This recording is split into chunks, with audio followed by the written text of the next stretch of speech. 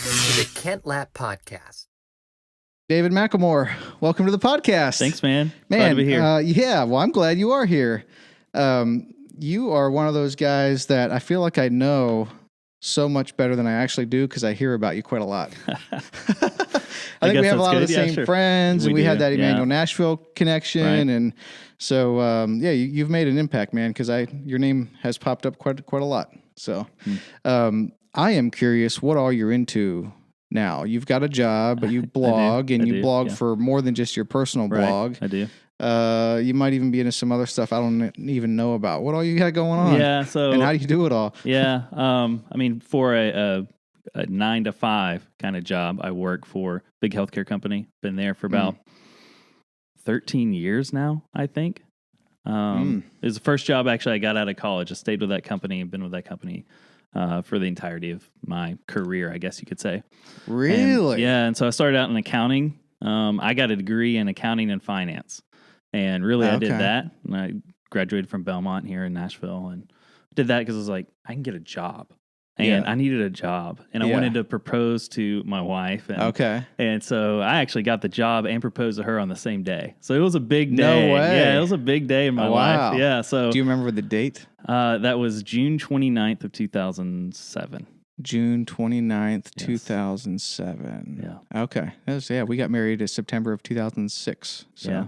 June 29th, 2007, you proposed and got your job. That's right. Okay. Yeah. And you've been there since. I've been there since. Yeah. Wow. Yeah. So, and then alongside of that, so, that's what I spent a lot of time doing because it's my job. I started out in accounting. We do kind of, I'm still in the finance area there, but we do a lot of application development. We do automation, process improvement, things like that. So it's kind of with an IT bent. I'm not really a true accountant, but it's interesting. I get to help a lot of people, which is really what I like to do. And anything I can do to make their lives better, that gets me excited. That's why I stick around doing that. Yeah. And it's a good, steady job that allows me enough flexibility to do the other things that I do, which is write. I'm a writer. Okay. I've been writing. I was thinking about it the other day. I've been writing for almost 20 years at this point. Really? How old are you? Yeah, I'm 36. Okay. So I remember, you got a year on me. Yeah, I remember starting, in high school, and it was probably sophomore year of high school or so when I really started writing. It wasn't good. Nothing I produced at that point. I mean, it's what a sophomore in high school writes. So it's like, there's no depth to that. What were you writing about? Most of it, honestly, was poetry at that time. It was poetry and little kind of short stories here and there. But poetry was kind of my entry point into writing. And then I would never share any of these poems that I wrote back then because they're awful. But but you're also your worst critic. Yeah, maybe so. But I think objectively they're probably pretty bad. It depends what you compare it to. Also, yeah, it's probably true. But so that was kind of my entryway into writing, and then I just kept writing, really throughout my life. And when I got into college, I was considering going into journalism. Took one journalism class, bailed on that. Oh, wow. Why? So it was really interesting. So there I went to University of Kentucky, freshman year of college, and I moved back here and finished up at Belmont. But I remember going into the first journalism class, and it was like this, it was just a journalism 101 or whatever. And the very first thing the professor did was kind of put to us this hypothetical. So say someone comes to you and they start revealing this pretty big story. You realize how big it is. You start writing it. They have doubts, come back and say, I'm really struggling with this. I don't think that this can go public. And in fact, if it does, I think I might kill myself. What do you do? And so we're sitting there back and forth. It's a big class. Everybody's chiming in. Ultimately, the guy says, you write the story anyways. You publish it. It's not your fault if he kills himself. Oh, wow. And the professor says this? The professor says this. Okay. I don't know who it was. I don't know. That's what my memory says of it, And it's like, I don't think I can get into that. I'm turned off immediately from that. So did you quit based on that, or did you go back the next day? No, I didn't go back the next day. I just dropped the class. Yeah. And that was your first day? That was my first day. Yeah. Really? Yeah. What's fascinating to me about that, though, is that don't you think that's how journalism works? Yeah, I do. You see but also doesn't it kind of have to be that way? I don't know. Maybe not, but I feel like journalism in general, or the journalists, like they are, I kind of picture them like the good ones, like bulldogs. Like they're going after a story. Come hell or high water, they're going after that story. Yep. Yeah, it might have an adverse effect on a few people. It might have an adverse effect on a lot of people. Don't care. Going with the story. But man, how else would you do it though? I know, because and I we agree. do need the truth. And that's Yeah. a different thing with journalism getting kind of, handled, Sure. and saying some things and not others and blah, blah, blah, censorship and all that. But yeah, I could see where that's a necessary component to do the job well. Yeah. It just might not be a good fit for It just wasn't maybe for me. you and I. I just realized at that point, if that's this is the front end of journalism, Yeah. if I've got to confront that and think, Right. I don't think I could do that. Yeah. Then maybe this is just for me. Yeah, So I'm going to sure. go pursue something else. Did you ever have second thoughts about that? Like as a writer? No, Did you ever- because I don't know that I'm not a journalistic writer. I Okay. would much rather write, devotional stuff. Write, Okay. I write sermons all the time, things Okay. like that. So it's like I'm very concerned about truth going out. Mm-hmm. It's just a particular kind of truth in a particular kind of way. Right. So- one of the things that I've always thought were because I have thought before, like, oh, maybe my missed calling was like journalism. There's something about a story that I love to dig into and learn new things and get all the components together. Right. But the part of it where it would be just, I don't know if I could even just do it more than once, is like, particularly on a big story. So you get all the data, you get all the information, you get all the parties involved, you get it all. It just seems to me like such a daunting task to get that all out on paper in written words. You know what I mean? That is a huge responsibility. Like, what do you put in there? What do you leave out? You can't say it all. So what are you going to say to do justice to the truth and have the biggest impact? That seems daunting. And to think you have to do that on a regular basis with a deadline. Yes. And we know how our lives are now. And Yes, there's exactly. no opportunity to just, I'm going to push that back. You got to get it done. Yes. Yeah. Yeah. So it's incredibly for sure. difficult. I think in the movies and stuff where you see like the journalists in their office late at night and they've got the lamp on and there's some takeout and there's stuff scattered all over the desk and they're frazzled and they haven't had a shower in 24 hours. Like, man, I think that's real, man. Yeah, I it think is. that's the life you've got to be willing to live if you're going to do it right, Yeah. It just Fascinating. wasn't for me. Just wasn't for me. But I still enjoyed writing. So I just kept writing. And then, so at this point I have my own blog. I don't know how long that's been. Probably 10 years or so at least that's been around. Okay. Things of And the then sort, right? Things of the sort. People, yeah. is it thingsofthesort.com? It is. Or, yes. Okay. Yeah. And has it been called that ever since? It's been called that ever since. Yeah. Okay. From the It's beginning. Great. Yeah. It's a great title, by the way. I like it. Honestly, what it came from was I don't know if it was the first Gospel Coalition conference, maybe the second one, but it was early on. I went up there with a few of my friends, and at the time, D.A. Carson was the one basically emceeing the entire conference, which I thought was hilarious because you got this super genius guy just telling you where to go find the bagels, and it's like you couldn't find anyone else. Oh, exactly. But he was president of it for a while, right? He was for a long time. So it made sense in that sense, but it was just but was still, so yeah, funny. You think someone else could do that? You think they could pick almost anybody out of the crowd and say, "Hey, can you just kind of tell people where to go?" And he would always kind of say, "You can go down the hall," and he's got that French Canadian accent or whatever. I can't do it, but if you take a right down there, you'll find coffee and bagels and things of the sort. And he would say things of the sort. He said it a couple of times, and I don't know, something about it it was humorous to me. Oh yeah, and it reminded me of that time, which was really just a sweet season of my life, and so I ended up calling it. I had to call it something, so it was things of the sort, Jesus, gospel, and things of the sort. Yeah, so I think it really works. Well, that's fascinating. But Yeah, it came from D.A. Carson. It came from D.A. Carson. He would never know that or care about that, probably. Yeah. In so many ways. But yeah, Ray would say, and so forth, and so forth, and so yes, forth. that's Down right. there's the coffee and the bagels, and so forth. That's exactly right. Exactly right. Yeah. So I started writing there, and then I got some other opportunities to publish in other places. So on a regular basis, I publish for the church, which is Midwestern Seminary in Kansas City. It's their online resource place for the church to write. They have a lot of different people contribute, but they want to create resources that help the local church, help pastors who, just might not get a lot of help other, in-house. It's a way Right. for a seminary to help people who are non-seminarians. Yes. And not only that, but maybe there are seminarians, but that was 20 years ago or 10 years ago, right? I mean, exactly. It's been a long time. But I was curious about that. So that's for the church. So I've seen them popping up, but don't know a lot about it. Is it tied to the seminary? It is. Okay, gotcha. So you have a seminary that has this web page, and then they're putting content out on the blog. All free, or are they selling? It's all free. So they're not necessarily a publisher. Yeah, and so Midwestern Seminary, man, they were growing like crazy. They were almost dead, honestly. They were. If you think of the Southern Baptist seminaries, there's Southern Seminary in Louisville, massive, huge. Maybe the most popular seminary in the country. And then you've got all these other little ones. Southeastern, Southwestern do pretty well. Then you had Midwestern in Kansas City that was doing, they almost shut down. Their president, Jason Allen, went out there. I don't know how long it's been now.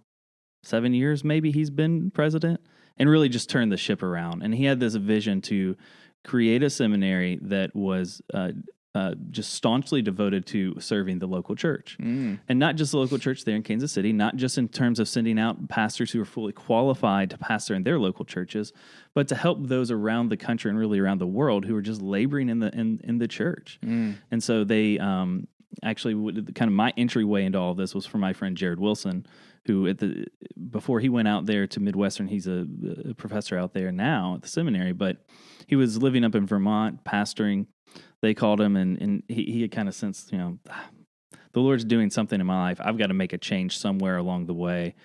He talked to a few people. Midwestern seemed like an attractive place for some reason, and a lot of it was because they had this vision to start for the church, this website that would be more than just a website. There's a podcast that goes along with it, and it's really just kind of their branding for the seminary, and they needed someone to kind of run that from a content perspective. So they got Jared to come and do that. So he handled a lot of the editing work on the front end of getting the website up, and recruited the writers. And he was well known enough and had enough, kind of street cred in the publishing world to be able to pull lots of really great writers together. I'm not calling myself one of those. I'm just saying he was able to do that, and then asked me if I would like to contribute. So yeah, I'd love to do that. And then interesting. So that was he's been out there at least 5 years now. I think he's still in that role.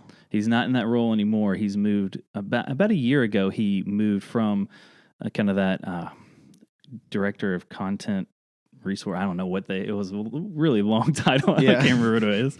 And he moved over to faculty. And so he's teaching now. He's teaching pastoral ministry and a few other things, and doing really well out there. How would that website or blog content for the church be different than like the Gospel Coalition? Yeah. So one of not drastically different. If you go and read some stuff that's published on both places, you can find some similarities. Gospel Coalition is just this behemoth, and they got everything. They get their fingers on just about everything. From cultural analysis to some, to exegetical works to podcasts, books, all of that stuff. But it's a standalone kind of thing. Yeah. The difference here is this is connected to the seminary. And so the Gospel Coalition could publish something that, in a sense, doesn't have any real accountability to it, right? Other than the organization. Sure. Before the church publishes something, there's some accountability that stands behind that too. Because it's tied back into the seminary. It is. And is for the church a little bit more geared towards pastors than maybe the Gospel Coalition would be? I kind of think it is. Yeah, it's for those, and not just pastors, but all of those who are serving in the local church in some way. And so you'll find articles, about things that aren't directly tied into pastoral ministry and things that are really more about the Christian life. But the whole thrust is to help resource the local church. Whereas the Gospel Coalition I see is that, but not only that. It's also just to help grow Christians generally, right? And so that would probably be the difference. And other than that, the Gospel Coalition is just massive. Yeah, that makes sense. But there is a For the Church conference that happens every September out in Kansas City, and It's actually, I find it to be one of the better conferences that I go to. I don't go to a whole lot of them, but of the Christian conferences that I've been to,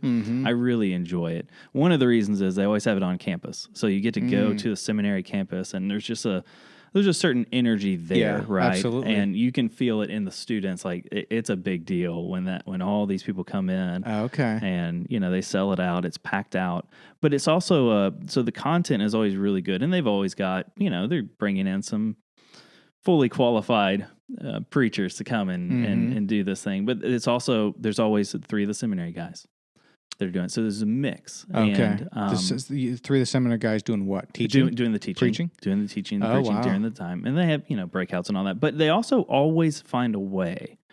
And this is what I think sets them apart in terms of my experience in Christian conferences, to not let you leave without really evaluating the state of your own heart before God. And because it's for the church, it's geared towards pastors primarily. There's a lot of pastors who come in and, they're just beat up. They're worn out. They're not sure if they can make it another year.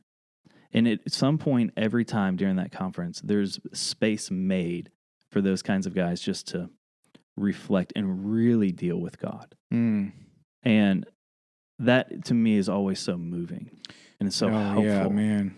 Yeah, because man, it's not just a place to come and kind of get recharged and sent out. It's come, get recharged, but evaluate. And if you need to talk to someone, we've got people to talk to and things like that. So, that's powerful. Don't you think there's something about going to an event that's at least run semi-decently?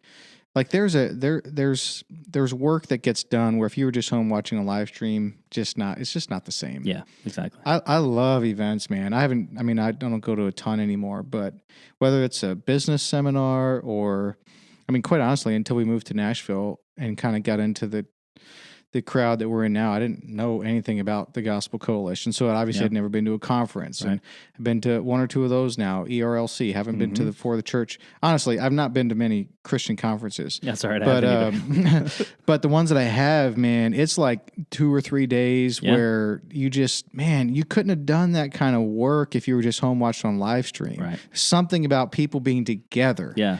That's just, you can't replace it. It's so powerful. I think it's one of the reasons why, with all the things getting weird with streaming and music and all the free stuff out there, the one thing, man, that still makes money is concerts because people want to come in person.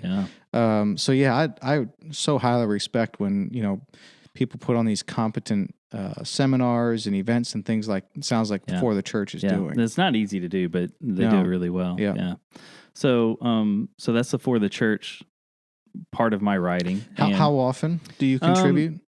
They actually just pull from my blog mostly now. Oh, really? And I'll contribute book reviews. Okay. But I don't write anything and kind of pitch it to them or anything. I don't send interesting. It in. It's not like you write a weekly article or anything like that. They just go and pull from my blog, some older things, and then, like I said, book reviews. And often I'll get that just because I'll get a book in. And for example, I got when Ray Ortlund's latest book, Gentle and Lowly, came in, I just took a picture of it. And I've been talking to Dane about those ideas that are in that book for 7-8 years. So I was so excited about this book coming out. And there wasn't a book I'd been more excited about. So I just put that on Instagram. And so they reached out to see if I'd write a book review on it. Okay. So it's stuff like that.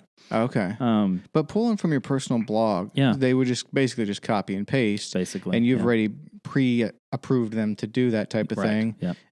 But doesn't that mess up, like, I don't know much about this, but doesn't that mess up SEO and stuff when you have multiple? Maybe just not that big of a I don't care. Yeah. Okay. Yeah, that's the thing. It might. I don't know enough about that stuff. Yeah. And I don't really care. Okay. Yeah. So maybe I should. Yeah. Maybe you can help me understand why I should. No, I don't. But I don't know. I don't even know if it does. Yeah. Unless it's a lot. You know what I mean? Right. Yeah. I think if the algorithms see like a lot of the same content out there that's exact same, then they knock that down a little bit. But in your case, I have no idea if that has an effect at all. So I don't either. Yeah. And I like that you don't care. Yeah, I don't know. I don't know all those metrics and all that. I have no real clue how to measure those. But then the other ministry that I write for is called Gospel Centered Discipleship. And so they're based out of, they kind of started in Austin, Texas. Jonathan Dotson started it. He's a pastor down there. And it was for a long time just a blog. Just think of For the Church Gospel Coalition, just publishing things. But what it's become is more than that. It's become this place where writers are developed. And that's really the thing that I think is beautiful about this. The vision isn't just to have a kind of a landing spot for writers to publish stuff so it's out there in the world. It's a community to join to grow as a writer. And so in the past, I've been writing for them for, I guess, 2 years now. I contribute monthly. And in that 2 years plus that I've been with them, I've seen the kind of the evolution of that vision, of that dream, to go from a place where we publish hopefully great articles by some great writers to we want to take writers who we see have real talent and real promise and find a way to help them develop their craft. Yeah. And a lot of these aren't professional writers. These are pastors. These are, missionaries. These are stay-at-home moms. These are people like me who I've got a few different jobs and writing kind of in the margins of life, but really care about writing and really want to grow as a writer. And so we do things like there's a cohort program that you can join, and we've got some people who have had some measure of success as a writer come in and just do an hour and a half worth of coaching. In fact, Barnabas Piper does it every time. Really? Yeah. So, like in person or no? It's all over live stream. Zoom.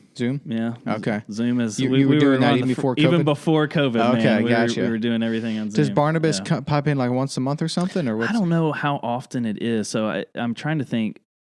They started this kind of after I came on. So in some ways, this is the cohort thing is a one entryway into the writing regularly for them.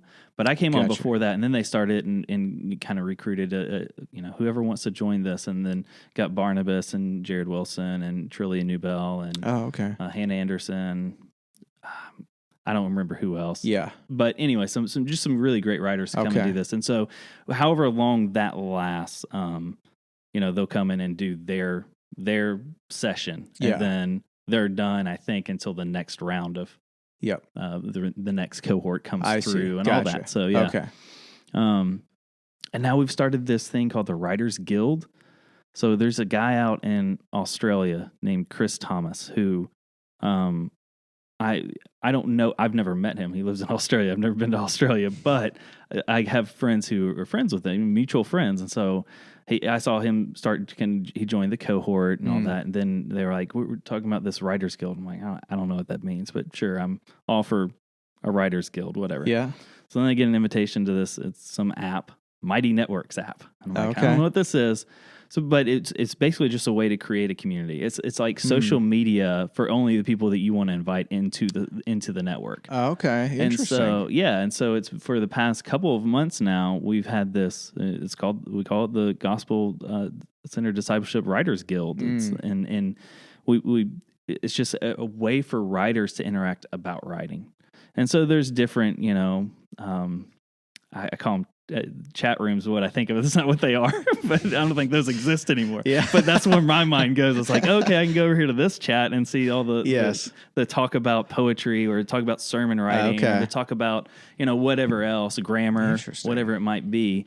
So we've just, I say we, like I do a lot. I just join and I participate. I'm not running the thing, but they're now opening it up to others for, so you can pay a fee. I don't know how much it is, a membership fee, to join this Writers Guild and and if you can't find kind of in where you live and work, a community of writers who care about writing, are passionate about writing, who think about writing, talk about writing all the time, are willing to give you feedback into your writing, give you prompts on a weekly basis. And I like to think of it, and it really is this way. It's the gospel culture of writers here is what we're trying to establish and develop, where there is, everybody is safe. You can be at any level of a writer, and you come in here, and man, you can put something out that really just isn't good, and they're going to find ways to encourage you, to help you grow, but not to feel like, man, I should give up on writing. Right. Yeah. That's important. Now, how are you presenting your work to them? In your case, would you say write a blog and it's now public and everything, and you circle back around and say, hey guys, I wrote a blog. Would you mind checking it out and give me feedback? Yeah, you could do that. You don't send it in to them first? Not necessarily. So Okay. there's a number of ways you can kind of get that feedback. Like one guy, for example, reached out and he on just kind of the general thread said, hey, I'm working on a book outline. I've never done that before. Would anybody here be willing just to take a look at it and give me feedback? I see. And so people were like, yeah, I'll do that. Just send me what you got, and a private message or whatever. And so that conversation starts kind of online, goes offline. Gotcha. But now he's got 5 or 6 guys that are helping him think through this book proposal or this book outline. Mm-hmm. And then on a weekly basis, they kind of give us prompts. So it's actually really good because it's different in the kind of typical writing prompts of, write about something like this. It's usually a one word and or a phrase, and you have to stick to a certain word count. So 300, 400 words. You can't go one word less or one word more. Really? Yeah, and so it's a lot more challenging than a typical writing prompt just because of that. So the first one I did was, I think the topic was smile. That was it. Here's your prompt, smile. Exactly 300 or 400 words, and it had whatever. to be exactly 300 words. And so I'm like, 300 words is not much. Yeah. As a writer, I mean, 300 words is like, I don't know, if I'm just going, that's 5 minutes worth of typing. I mean, it's just not much at all, right? Yeah.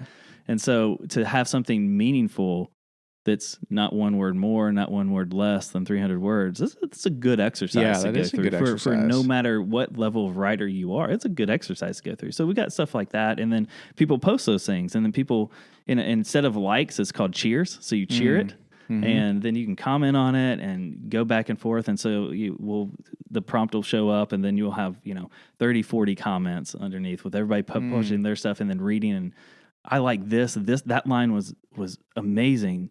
That really helped me. Look at this. Oh, I love the way you wrote about that in this way. So it's very specific feedback. So it feels like a real writer's community. So, that's beyond just. So what is great about that ministry is we write great content, and we seek to write great content. But we more than that want to invest in those who are writing that great content. I see. And we want to recruit more people into that so that,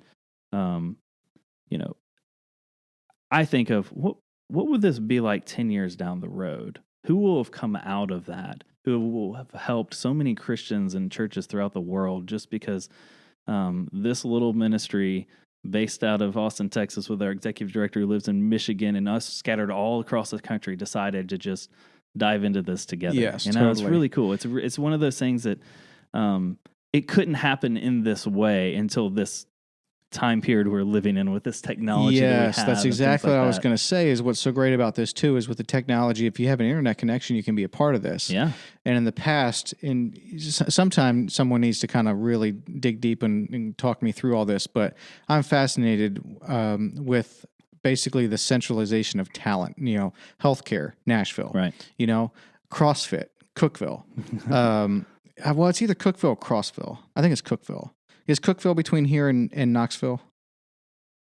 I think so. I don't know. Right? I don't know. I don't go to Knoxville. Anyhow, like the best in CrossFit are training there. Like that, you see this all the time. Yeah. And so in the past, without this technology, it was like, well, if you want to be a writer, you can move to Nashville. That'd be one option, or wherever you're supposed to go for that. Right. Or join this. You can stay where you're at and just join this community that now is accessible. Yeah, I think that's fantastic. Yeah, it's really cool. It's a really cool thing. So that's kind of my writing life in a nutshell. Never written a book. Hope I write a book one day. Takes a lot of time to write a book. I don't have a lot of time right now. So I'm writing articles. Yeah. And I also serve as an elder at Refuge Church in Franklin. We planted out of Emmanuel in 2016. And so I do, I'm not just, I'm trying to figure out how to phrase this. Elders are not there just to ordinary elder. You're a little bit more involved. I can say it for you. There you go. That's how I'm trying to say this. Is it's not as just I'm one of the elders. I do a whole lot of stuff for the church, and in some ways, some executive pastor type things of just a lot of administrative finances, things like that. I preach about once a month. Oh, wow. I didn't know that. Yep. And then I do our men's ministry stuff. I do the teaching for that, Bible studies, things like that, and kind of oversee the teaching ministries of the church. So I've got my hands on lots of things, and kind of have been doing that from the beginning, though I didn't intend to, I didn't leave Emmanuel to go plant a church so that I could have a bigger role in something. Sure. It just kind of happened over time. But that's obviously a huge part of my life. And so we've, for almost, I guess it's 4 years now. That's what we've been pouring ourselves into. Yeah.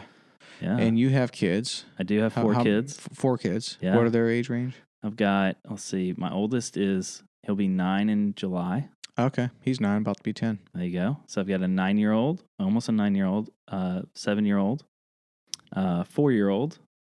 All those are boys. And then a little baby girl who just turned 1 in April. Ah, congratulations. Yeah. So you got a girl, huh? Got a girl That's finally. Fun. It's really great. So different. It is different, man. It's so great. It is different. Yeah, I loved them both. I mean, I love the boys. We had boy, and then girl. And I think the girls are awesome. So we have 2 girls. Now Aria, our last, Lord willing, she's about 1.5 years old. And she looks like her mom very much. She's very sweet. She kind of had her personality for about 18 months. Yeah. But now in the last couple months, man, she's getting spunky, like in a way that the boys wouldn't have. You know what I mean? Like it's but anyhow, it's probably more of a personality than it is a guy-girl thing. Maybe. But it's interesting to see how the girls and boys are different at such a young age. They are. Like it was just fascinating to see that. I didn't quite expect that. So that's a lot, man. So I didn't realize you preached once a month. Yeah, it averages out to about once a month. Okay. Maybe not every month, on the schedule, but when you look at the entirety of the year, it's about 12 to 15 times a year that I'm preaching. And are you preparing over the course of, say, 3 weeks for your next sermon, or do you wait until that week and then just put a lot of time into it? Ideally, I'm preparing over the course of 3 weeks, but in reality, it's that week. Okay. Yeah. And then how much time are you spending on preparation? I don't know. I don't know how to quantify it, because one of the things about preaching is you're never not working on your sermon. So if you were to, even when I'm at work, things are popping into my mind of, in the course of a meeting about something that's completely unrelated to a sermon. I'm seeing a connection somewhere and jotting that down and going back to it later. So I'm never not working on it throughout that week. So it's hard to quantify how many hours, but it's probably 15 at least of me actually sitting down, kind of studying, hammering out the manuscript or whatever. And so it's not always easy to do that in the midst of everything else, but I also wouldn't really want it any other way. It's the right rhythm for me. Okay. In this stage of life, I don't think I could do any more. Yeah. And if I do any less, it's been a while at this point since I've preached. I'm trying to think, my last sermon was end of March, maybe. So we're end of May at this point. Okay. Yep. Maybe it was in April. Beginning of April. Anyways, it's been longer than normal, and I've got the itch, And so, really? Yeah, it's tough. What works for you in your preaching and what doesn't? As in different, stories or analogies, or the way you structure the sermon, or the particulars of the communication. I'm fascinated by great communication. Fascinated by it. It's one of the things that I highly respect about Ray Ortlund, because he is a master at communication. That's right. And we'll probably get into that because we want to talk about some of the things that you and I have both learned from Ray. But there's something beautiful about just the right word at just the right time, spoken in just the right way. Like it's gripping. It's also one of the reasons I'm fascinated by stand-up comedy, although that gets, gets pretty dirty pretty quick, and it's nothing like preaching, but still it's verbal communication, which preaching is. So I'm fascinated by it. So how did you what works for you and what doesn't at this point? Have you dabbled with different ways to go about not just the preparation, but the presentation, and some things that didn't work, and so you're going to do it different? Anything come to mind? To some degree, maybe. I'm completely unschooled in this. I didn't learn how to preach from anyone in particular. I learned how to preach from watching Ray preach. Is probably the best way. If I had to say, how did you learn to preach? I watched Ray preach, but like you're saying, I watched Ray preach in a particular way. It wasn't just receiving the message, though it was that, but it was the way in which when you listen to a Ray sermon, it takes what 5 minutes before you're like, okay, I see why I need to listen to this. Yes. I know why this matters. And that's already. not accidental. It's not. That is very much on purpose. It is. Yes. And so if I don't feel like I'm giving my listeners a reason to keep listening after the first, I read the text, and then if that introduction doesn't give them, without being explicit as to here's why you need to listen to this, but doesn't give them a reason to keep listening, I might as well sit down. It doesn't matter. Not all preachers do that. Not all preachers will give the why on the front end. They might get around to it. They might not ever get around to it, and that's why I think you can have a lot of preaching is boring. I hate to say that because it's how do you make the Word of God boring? But it's not the Word of God that's boring. We can make wonderful things boring, can't we? I mean, we just can. So. What works? I don't know. I don't know that I've tried to, I remember Tim Keller saying it takes 200 sermons to find your voice. Yes. Okay. So at my rate, I don't. What are you? Do you know? Do you have any idea? I don't know. I don't know what I am now. You think 30 or 40 or? Yeah, I'm probably closer to the 50 range at this point. If you combine, Sunday morning sermons and others. But I've always been a teacher and things like that too, in some capacity in the church. So, I've had a lot of practice at how to communicate to people.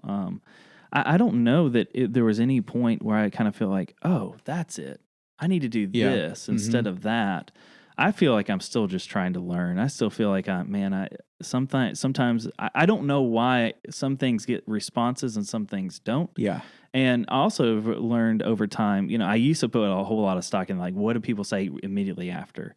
I stopped doing that because I remember it was probably a couple of years ago now. I preached a sermon. I thought it was pretty good. I mean, it helped me, and if it helps me, I'm hoping it's going to help somebody else. But there was just crickets afterwards, man, and it wasn't because people didn't appreciate it or anything like that. It was just there just wasn't any one person that reached out and said, "Hey, that was really great. That really helped me." And so, after that, I was like, I got to stop putting any stock in that anyway. That shouldn't matter to me anyways. It does. I think it matters to every preacher to a certain degree. I've got to stop that. I need to stop worrying about that. So I kind of put it out of my mind. I preached maybe 2 or 3 more sermons. And then some friends of ours in the church texted me, this was months later, and said their, trying to think how old he is, maybe 11-year-old son came downstairs and he had his phone, I don't know if it's a phone or some device, and said, I have a sermon that I want y'all to listen to that I think would be it really helped me. And he hit play, and it was me. And it was that sermon that I remember thinking, no, that just felt completely flat. A 10 or 11-year-old kid? Yeah. And I'm like, first of all, at 10 or 11, cool. I didn't do that. But this is, so it taught me that there's a lot that can go into the sermon, and there's a lot that can go into the preaching of the sermon, but the Lord is doing a whole lot after the sermon. Yes. When you're done with it as the preacher, the Lord isn't done with it. He's never done with the sermon in reality. So I don't dabble a lot in different techniques. I kind of have I'm not 200 sermons in, so maybe I haven't found my preaching voice yet, but I feel like I do have a certain voice. My sermons are structured basically the same way. I almost always have 3 points, for example. Really? I just can't get out of that, and it just feels right to me. And even something aesthetically pleasing about 3 points, man, or 5. Yeah. And even when I'm thinking through articles and things like that, there's always the 3-point kind of structure just fits with me, and so when I get outside of that, it's just hard for me to do it. I'm trying to get more practical is maybe the I don't know if I don't love that word all the time, because I think it can connote for some people like, oh, this is okay. Now you're going to tell me what to do. Right. I don't mean that, Yep. but in a way that would actually land on people from a personal standpoint. Yeah. Take it out of the kind of the realm of theory into reality. Yep. I wish I was better at that. But I think that also takes experience. I think that takes time. It certainly takes knowing your people. Yeah. And so one of the things that's I think is interesting about preaching in particular is if you don't know your people, if you don't really have if you're not close to them, it doesn't matter how good your sermons are from a technical standpoint. It's going to play a lot better on a podcast than it is on a Sunday morning. Because you could be disconnected from what your people are actually going through. Mm-hmm. And so the closer you get to your people, the better your preaching becomes for those people. Yes. And that's the point. Yeah. That makes all kinds of sense. Yeah. I mean, for the people listening, it's probably a fair bet that the people listening to this have heard preaching before or actively every Sunday maybe even hear preaching. And the thing to mention is, so you saying that just brings it to mind again, but I've heard it a few times. How much more common it is for a pastor to preach and not hear anything, any thank you, word of encouragement, anything. Yeah. The first time I heard that was years ago, and I was working, working with the preacher, and he mentioned something, and it was to the extent that I was like, it's been some time since someone's thanked him for a sermon. Like are you kidding me? Is that a thing? Like how does someone preach? I don't care if it's 20 people. How does someone preach and go home again and not one of those 20 people or 200 people or 2,000 people thank him like in passing, like shake your hand and thank you for the sermon or shoot him a text or something like, but I actually think that happens a lot more than we might know. And so that's an encouragement is, man, if someone has a pastor or a preacher, in this case, same person, but when there's a couple things you don't want to do. You don't want to take the pastor's time on a Sunday afternoon unnecessarily. They just preached. They're exhausted. Yeah. Don't be texting them questions. Don't be emailing them questions. If you're going to thank them for the sermon, it'd be great to do it in person if you could, just a quick thank you and here's what stuck out and, appreciate it so much. Like that really matters. But, a text or a comment on Facebook or something like that totally works too. But and you don't need to do it every Sunday, but I think people should take some ownership here and make sure their pastor, of all the pastors in America that are going to preach on a Sunday morning, their pastor is going to be one of them that someone's going to thank. Yeah. You know what I mean? Like that, people can take ownership for that. Yeah. But back to Ray. Well, let me say something about that real quick because it's really important to me personally. Because because I know what it's like to, pour your heart and soul into a sermon and then not hear anything. I'm not talking bad about my people at all. They encourage me to no end. I don't feel discouraged by my people at Refuge at all. But I also know what it's like to go other places and preach and, not really hear anything or just observe our lead pastor will preach. And, I don't see a whole lot of people coming up all the time. Mm-hmm. I'm not saying he doesn't get it afterwards. I'm just saying that is a real thing. Yeah. And it's very easy for just the common church member to think, well, I appreciate him so much. Yeah. They must know that. Yeah. Yeah. But it'd be like at home, I love my wife so much. She obviously knows it, right? I don't need to say anything. Yep. No, you need to. You need to say that. Yeah. And pastoral ministry in particular is such a discouraging career. What is the word? Vocation. Yeah. Yes, it is. It's this. You're constantly pouring out, and you need people constantly pouring into you. Yes. And it doesn't mean it's not flattery, right? Mm-hmm. It's not just trying to build him back. It's this particular thing in this particular moment helped me, and I want you to know that. Or it helped, my wife, and she maybe hasn't told you, but I want to tell you on her behalf, or my kids, or whatever it is. And in fact, I wrote something, how to encourage your pastor. It might have been 4 years ago now, for the church, and it was immensely popular because I think it was a lot of things people just didn't ever think of. And I went through, I don't know, maybe 10 things of ways to encourage your pastor, from saying something, thanking him for the sermon, but be specific about what you're thanking him. Yes. Because the general, hey, thanks for that. While good is not nearly as good. Hey, when you said whatever, Yeah. there was a connection made for me that I had never made before, or that really helped me because I'm going through this. And, we've talked about that in the past, and that really helped me, minister to me, whatever it is. But even things like, if you really want to encourage your pastor, maybe a text or an email isn't the best thing. Why don't you handwrite a note and send it to him? Because what happens to that is he opens it up, reads it, and sits it on his desk, and he goes about his business. And he's got all kinds of emails, all kinds of texts, and they come and go, don't they?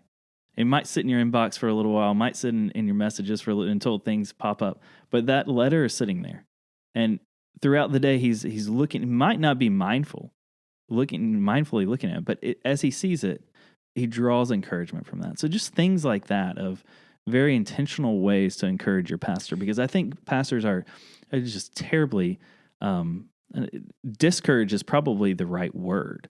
Yes. Not because their people are being mean to them, but just because the weight is so heavy. Yes. That we as church members who love our pastors, and pastors who love us, we need to encourage them. Yeah. Speak life into them, just as they speak life into us, as much as possible. Totally agree. So if someone Googles 10 ways to encourage your pastor, David McLemore, they'd probably find that, you think? Probably, yeah.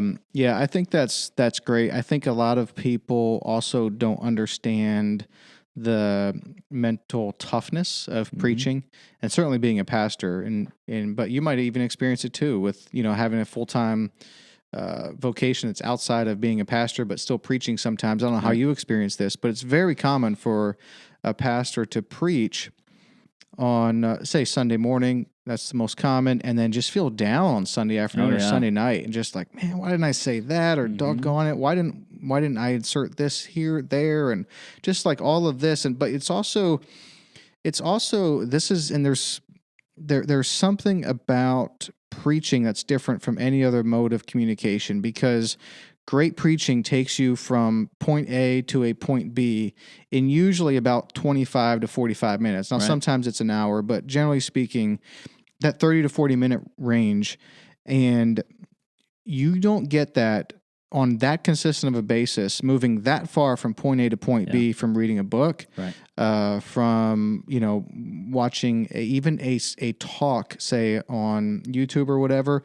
Like, there's something about preaching when you expound the word of God. And you need to be clear. I think the preacher needs to be clear on like where they're trying to take people in their sermon. Yeah.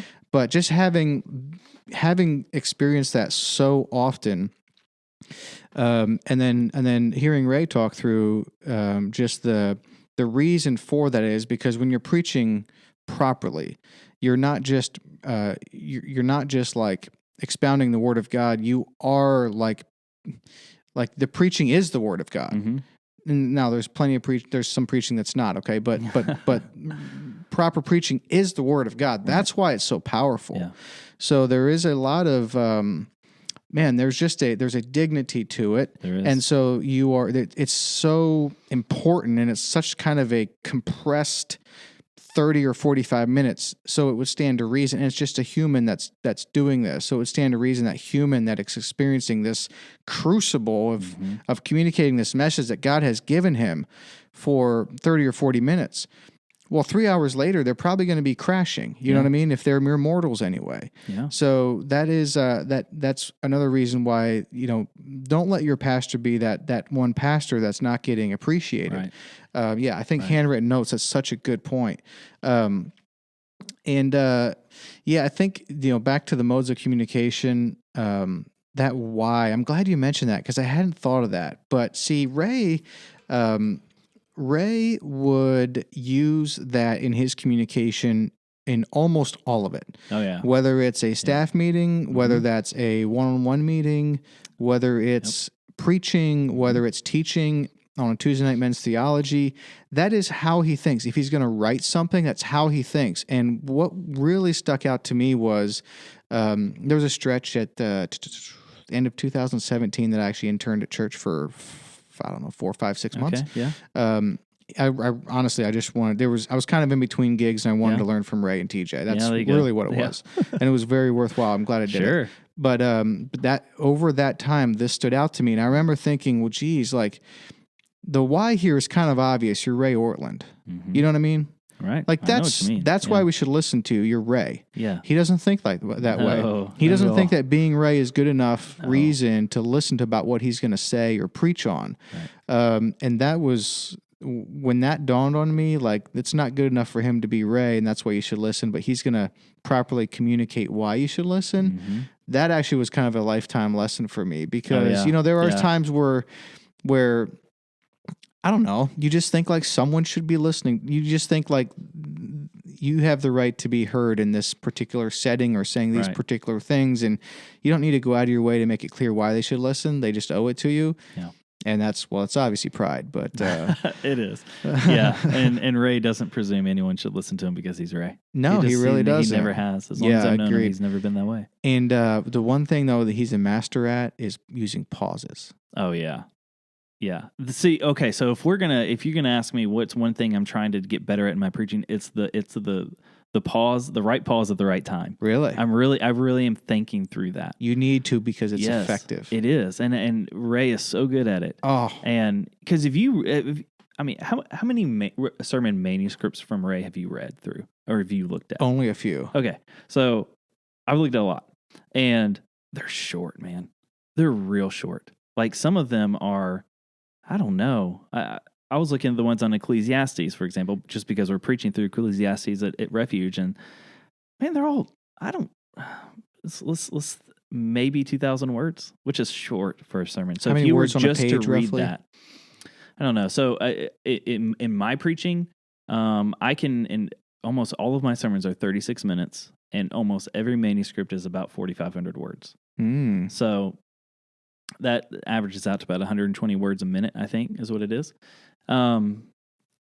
So if Ray were to just read the 2,000 words, think how short that is. Yes. But it's not short when you're listening to it.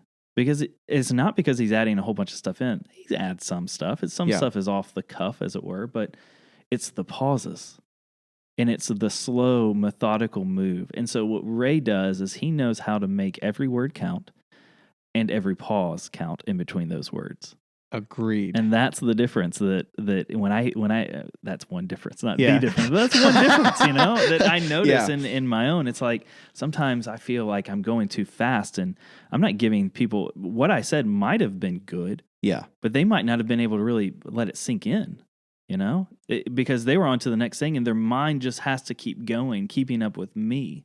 So if I can shorten what I'm going to say, but make those words matter and those pauses matter, I can make a much bigger impact. Yes, I agree. One of the things I've never preached, but have given some talks, and I tend to, this was one of the learning things was, dude, slow down. Like I'll tend to, if I get excited, I tend to really get going. And, one time someone gave me some feedback. They're like, great, learned a lot, but man, that was hard to keep up with, Like, I haven't forgotten that, know, and that was a while ago. Yeah. So like, it is important not to like just speak over or faster than people's thoughts. And I think he's really expert at that. How about your, are you a walker? No. Do you stay? I'm one spot, man. One spot? I'm one spot. Okay. I'm a manuscripter because I'm a writer. Okay. So writing for preaching is different than writing for reading. I mean, it reads differently if you just picked it up off online or whatever. But when I'm reading it, it sounds like I'm talking. I write it as I would speak it. So that way I can read what I've got in front of me. It doesn't sound like reading. I'm not, eyes constantly down and I'm not engaging with the congregation at all. But if I don't have it in front of me, I get really afraid of what I'm going to say. Okay. And how long I'm not afraid of, spouting out some heresy or anything like that. I'm just afraid of wasting people's time, to be honest. I'm afraid of saying things that came up in my study that I deemed not important enough to be in the manuscript, but now I'm bringing it in because I've got this thought, and people don't care about my random study notes. They care about the boiled down essentials. And so what I have to do at my stage is I have a manuscript, and that's what I stick to. I'm not a walker. I don't know that I ever will be. It's not my personality, really. I'm not the big boisterous kind of, but I've got what I want to say right here. And Yeah. I do find after preaching, it's different these days where I got my iPhone set up in my study at home and I'm recording it to put on YouTube because that's where we are. But when it's live and I've got people in front of me, I notice my lower back in particular is really sore. The next day, it's really tired that afternoon. And I realize that one of the reasons is because I'm constantly kind of leaning toward the people. And so what that tells me about my preaching is I really want people to be as close as possible to me. Because what I'm saying to them, I think really matters to them. And so it's, as you lean into someone, you're saying, you only do that if you're communicating something that's vital for them to hear. So that's about as much as I move in my preaching. Yeah. It really is. I think that's enough. I heard someone say to never trust a walking preacher. And that's probably not, there's walking preachers that I trust. Yeah, but, I would love to be able to preach without notes. I right now I can't fathom how that could be possible. TJ and I talked about it a little bit. He was trying to do it. I don't know if he stuck with that or not. No, he didn't. I didn't think he did. It didn't look like he did. But it's hard to do. And I find that I would have to spend so much more time memorizing my sermon, not to just, totally screw it up. Yeah. That I can't justify that time right now in my life. Yep. Yeah. Well, here's Ray at 70 years old, and he still uses a manuscript. And this was another thing that surprised me with rubbing shoulders with him at church for that stretch was how common it is for him to write things down. So obviously he's using a manuscript word for word for the sermons. Okay, that's one thing. But it's another thing for him with his experience to write out what he's going to say at a family gathering. Oh, yeah. He does that. Mm-hmm. All right, so still I sort of get it, but he does that even with elders meetings. Like if you're going to, he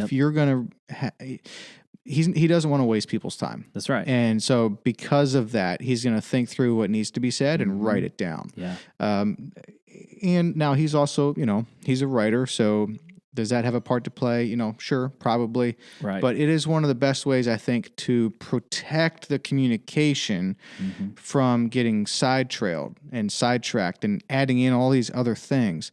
It's like there are some people when they communicate, it's like here's how I think of like great communication, certainly preaching, but even beyond that. It's like there's this long hallway and we're at the front of the hallway, and if I'm the one communicating, then I'm the one that's backing up, and you're walking towards me and I'm backing up, and we're going down the hallway. But it's like a hospital or whatever corridor or like a dorm room. There's doors on this hallway. Mm-hmm. Okay, some people just naturally, as they're communicating, they're backing up, they're kicking these doors open. And what do you want to do? As you come to that door, you want to peek in there. Sometimes you even want to just take a quick lap in there and get back in the hallway. Yeah. Well, in people's communication, if they're always kicking these doors open and we're trying to communicate something, but we're causing all these side distractions, then now we're just creating this noise in our head. It gets real hard to follow the key thought. Yep. But if we can communicate the key thought, and as we're backing down the hallway, we might reference sort of a principle, but not give a specific, because if you give a specific, now you basically kick the door open.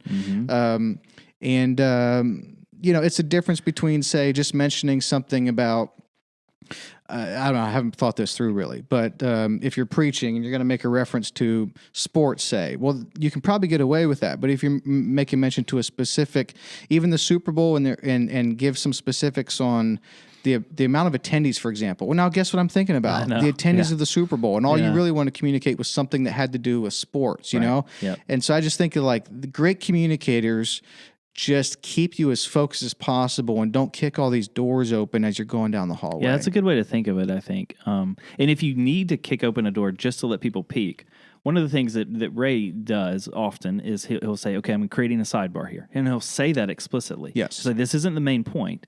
This is peripheral to what I'm saying, but it matters to some degree. So let me just build this real quick.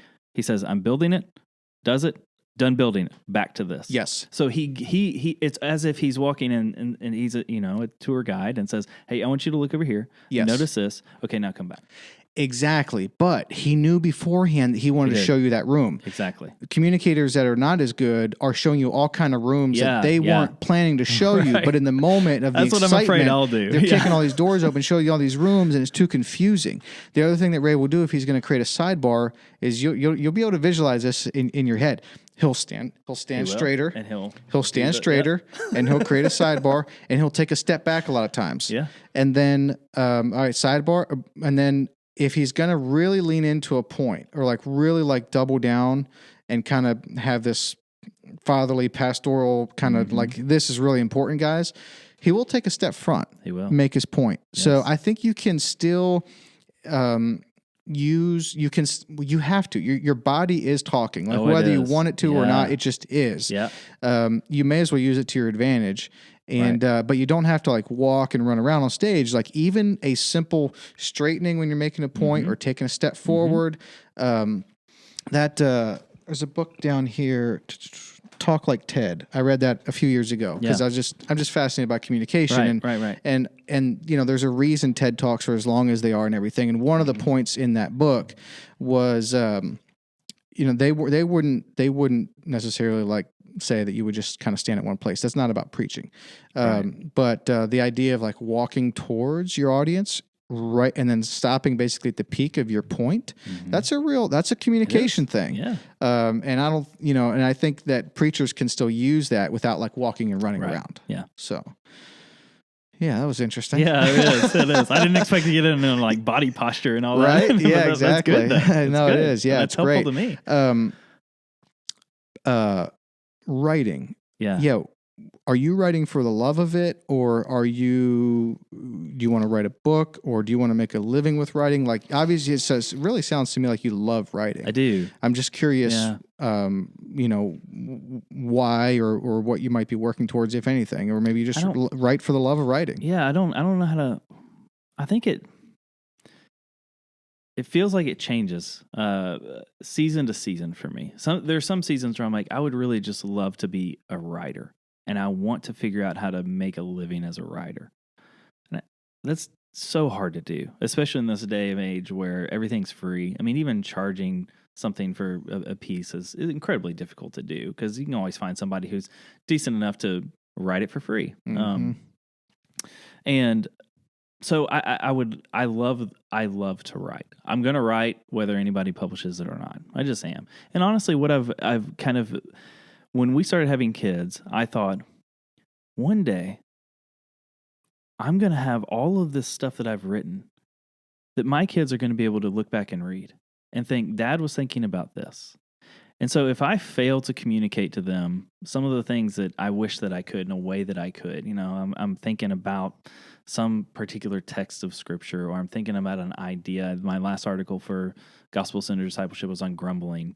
I'm thinking about grumbling, especially during this time, the time of quarantine that we were in and all of that. You know, I've got something that's a legacy beyond, you know, just me living here. It still exists somewhere. So that's about as far as I think ambition-wise I go, is maybe my grandkids will read this one day. Yeah. So I would love to write a book. I would love to make a career out of writing, but I don't know how to. I can't visualize how to make that work right now, and I'm hesitant to pour too much into it because I've got 4 kids, and I've got a church that I've got to serve, and so writing is one of those things that I can never give it up because I love it. But if there was one thing I had to cut out, that would have to be it. You know, that kind of thing. Yeah, but I haven't gotten to that point. Yeah. And I don't think I will. Yeah. But I'd love to write a book one day. I like the idea of that. Yeah. You know, I did go to my wife 2-3 weeks ago and said, if I were to come in here and say, I want to figure out a way to make a career out of as being a writer, what would you say? And she said, I would say it's about time. So that is not something that I haven't thought about and don't seriously consider on a fairly regular basis, but I haven't taken any step necessarily toward that, I guess is the best way to say it. It still feels like a dream. Yeah.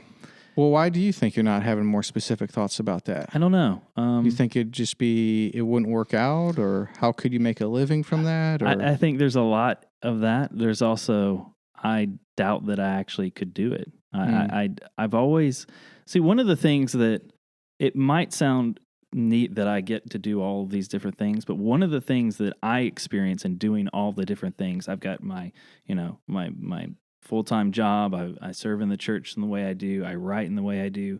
Is I constantly feel like I'm a imposter. I constantly feel like I'm not really one of them in any area. I'm not a real pastor. I'm not a real writer. I'm not a real employee or whatever. And so I don't want to stop doing that, but it is hard for me to get over that kind of mental hurdle of, I actually am qualified to do this. I can do this. Yeah. It's kind of like, I feel like I'm an amateur golfer my entire life. And I just, it's like, well, yeah, I can play with the pros, but that doesn't make me a pro. Right. Yes. And so that's how I feel. And so I've having my, feet in all these different things, it makes me feel like I don't really truly belong in any of them. Yeah. Yeah. No, that makes sense. I have felt that way. Yeah. Yeah. I felt that way because I like variety. I like different things. I like being in having my kind of hands in different things and have different projects and things like that. And although it might even be worse with me because I don't even know if I can use that example, like because I'm into different things. But that imposter syndrome, I deal with that, man. Yeah. So what I think do you a lot do? of people deal with that. How do you overcome that? I think you need to objectify it. Like you need to be objective in your thinking about that. Yeah. And you need to think that okay, well, is it reasonable for someone else looking in? Would it be a reasonable conclusion that I am an imposter? And if it's not a reasonable conclusion, then I need to at least consider if maybe I'm not, and maybe just a lot of people feel this way or everyone feels this way. I think here's what I think, man.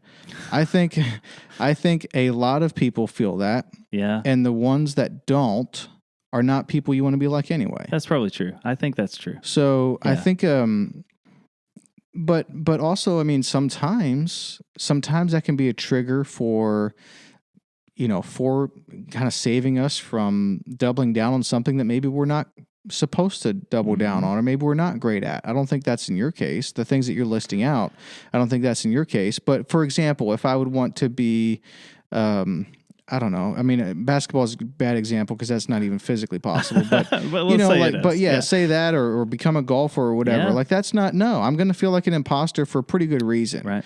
That's not my personality. I don't like to golf. I don't want to become good at golf. So if I'm going to do it for some weird reasons and I feel like an imposter at that, well, that's probably my conscience or something saving me from just wasting a lot of time. You know what I mean? Yeah. But that would be, other people could come to that conclusion from the outside relatively quickly.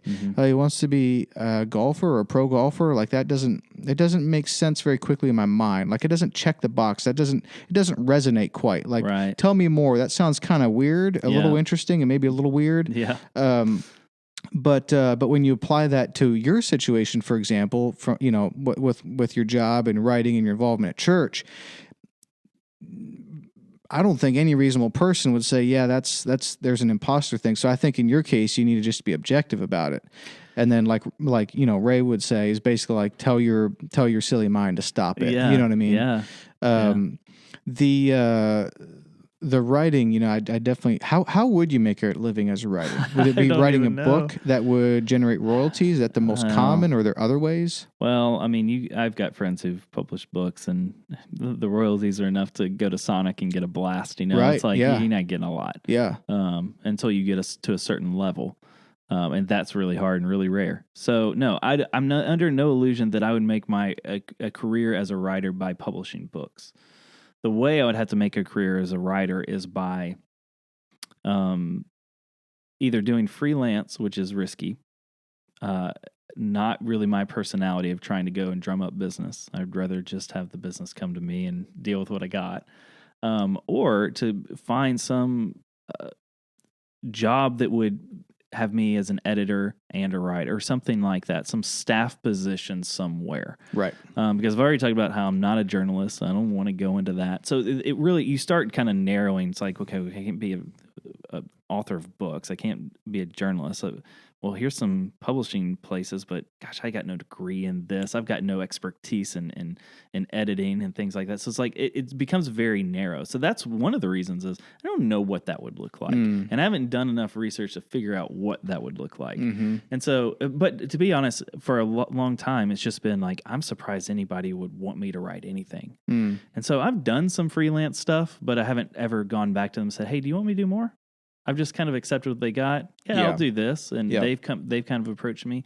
So I think I could take advantage of those things, go back and talk about it. But I don't. So I don't know. Well, the blogs that I've read from you are well structured. They follow a line of thought properly. They weren't too long. They weren't too short. They didn't distract me. They properly conveyed a point that was pleasurable to read, and that's not everyone can do that, man. Yeah, and a lot of people can't do that. I mean, I appreciate that. So you got a gift there that you should definitely be paying attention to. Yeah, and the thing with I mean, you said you're 13 years in at your job, which sounds awesome, but it'll be another 13 years before you know it. You know what I mean? Like life just goes so dang fast. Yeah, it does. It does. I was going to ask about, how you are. When are you doing this writing and these things with your wife and 4 kids and a full-time job and stuff? So I try to build it into my day. It's I tell you, man, going from the office to work from home during this quarantine, and I don't know when I'm going back into the office. Trying to figure out how to work from home. I've got a spot where I can close the doors, get away from the family, but my routine was just messed up. And that's the case for everybody. But so I'm going to talk about this before all of that happened, because that's what I kind of know. I still am trying to figure it out. I would do a lot of writing on my lunch break. So really, which was not always easy, not ideal, because I've got to shut down the work mind, open up I would also have to be well prepared to write. So I need to know on the front end, what am I going to write about? How much do I think I can get done right now? And I was in a walking distance of a Panera, so I just walk over to Panera, get a coffee, sit there, write for an hour or whatever, walk back to the office. Sometimes longer, or sometimes longer, but man, honestly, there's usually a meeting scheduled that I can't move, so I've kind of got to define time, and which is good for me. Yeah, because if I've got too long, like if I just had all afternoon, man, I might write the last 30 minutes of it, or just get so discouraged because I didn't box myself in. Yeah. So that's when I do a lot of my writing is kind of midday, and then there's all kinds of theories, and some people say you're more creative in the morning, so you should do, or you're more creative at night, so you should come up with the ideas there, but you're better at actually getting the work done in the morning, so you should do the work in the morning, then editing sometime after that.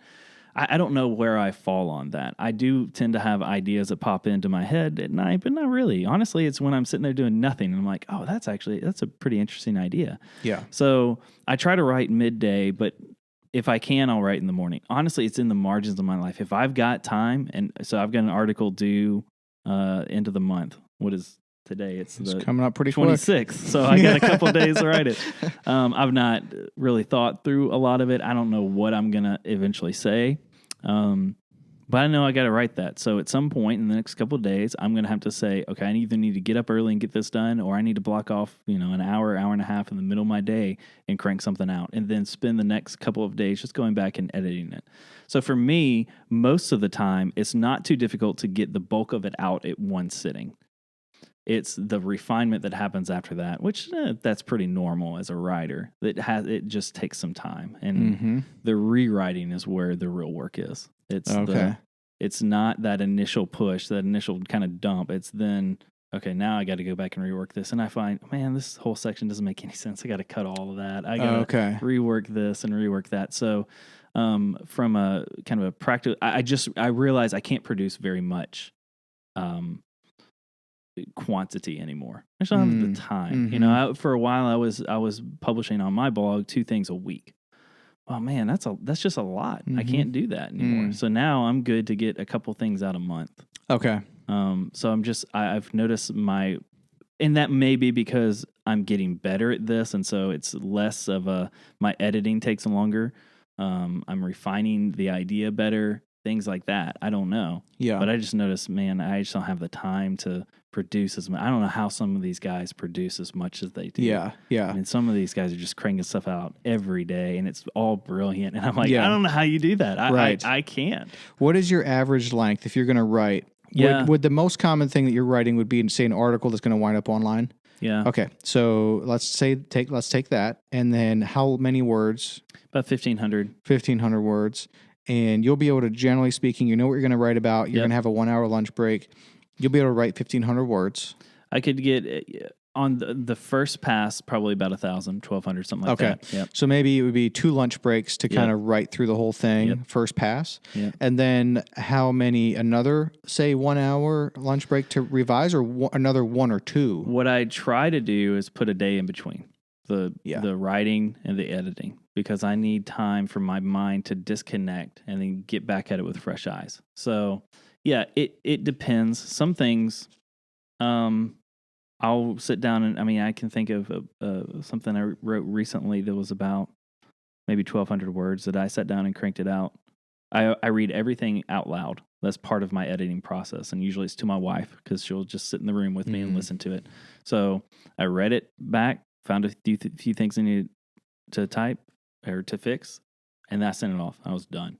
That's very rare. Usually I'll write it over 2 days, 2 lunch hours, read it to my wife that night after it's done, keep a day in between, go back, and it does usually take a couple of days to kind of, okay, I need to whittle that down. I need to reword this. I need to move this here. But honestly, a lot of it is feel for me. It's like, do I feel good about this? Even if, am I proud of this? Do I feel like I can in good conscience send this out into the world? And there's been times where I've been working an article and it's due that night. And I mean, I remember one, it was, I was going to send, and I was like, I just don't know that I have a real point that I'm making here. Like, I think I'm just doing this because I got to get something done. And I was about to hit send, and I was like, I can't do it, because I just don't think this is going to end up well. I feel like the editing is going to be a bear, but the back and forth with the editors, I just feel like this is just isn't helpful to anybody. So I just scratched it, and I was like, so, well, now what? I still got something to do tonight, so I got to go write something. And so I did. I had to go write it. And so there's all kinds of different ways that it happens, and it doesn't always end up, what I initially write is what I send in. It just depends, man. It's interesting. The whole thing is incredibly frustrating. And I think, why would I even do this? Oh, dude, that's the thing about doing creative stuff, man. It's so frustrating. I used to write more, and I shouldn't even say this because I don't want anyone to go look it up. But we're all going to look it up. But yeah, it's but the giving it some space, though, I think is really important in the creative type processes, or even in general, like even processing a decision. Like there's something to, we hear it all the time, like, we're going to sleep on it. Well, I think there's some science there, like getting your mind some rest. And, even some people would make the argument that your mind is like processing some of that stuff while you are sleeping. Even if you don't believe that, though, I think there's some value in letting it breathe, pulling yourself away from it a little bit and then coming back to it later. I think there's real value there. Yeah, I agree. And there's also real value in just at some point you're done, right? Like you got to have a point at which you say, I'm not tinkering at this anymore. I'm done with it. Yes. It might not be perfect. Yep. But I'm done with it. Yeah. Here you go. Yeah, absolutely. What were your thoughts on Dane's book, Gentle and Lowly? Man, I loved it. I thought it was, I can't imagine I'll read a better book this year. I'm trying to think of another book in the past couple of years that I would put it in the same category with. Dane says it took him 7 years to write, but in reality, it's the book of a lifetime, I think. I'm not saying he will never write another one as good. I'm just saying the kinds of things that he deals with there, at the level at which he deals with them, can only come from a lifetime of being with Jesus. You know what I mean? Yeah. It's like, so to me, but he's also writing about something that's very close to my heart, that I really care about, that gentle and lowliness of Jesus, the way in which he actually feels about us. So much of that I learned from Ray. But that really matters to me. And so every sentence, I just felt like, this is life-giving to me. And Dane's a great thinker. He's a good writer. Yes. He's very succinct. Like that book in the hands of so many other people would be twice as long. And you look at it, Yes. it's like, I think it's 28 chapters. I guess a lot of chapters. And Yeah. you're like, how can that many chapters be in that little book? And Yes. but it does in so many ways. I don't say this about a lot of books, but it was from beginning to end. I didn't think, man, I wish he had done more here or less there. I just felt like that's just right. Yes. You know? Yes, I could see that. The first book I read from Dane, right? You mind grabbing it? It's the second shelf down from the top, 40% in from the left. You can leave your headphones on. Just take it with you. Okay. Yeah, it'll reach. Right there, second shelf down. There's one right beside it. Right there where your finger is. Go straight in. Yeah, keep going. Yeah, right there, Edwards.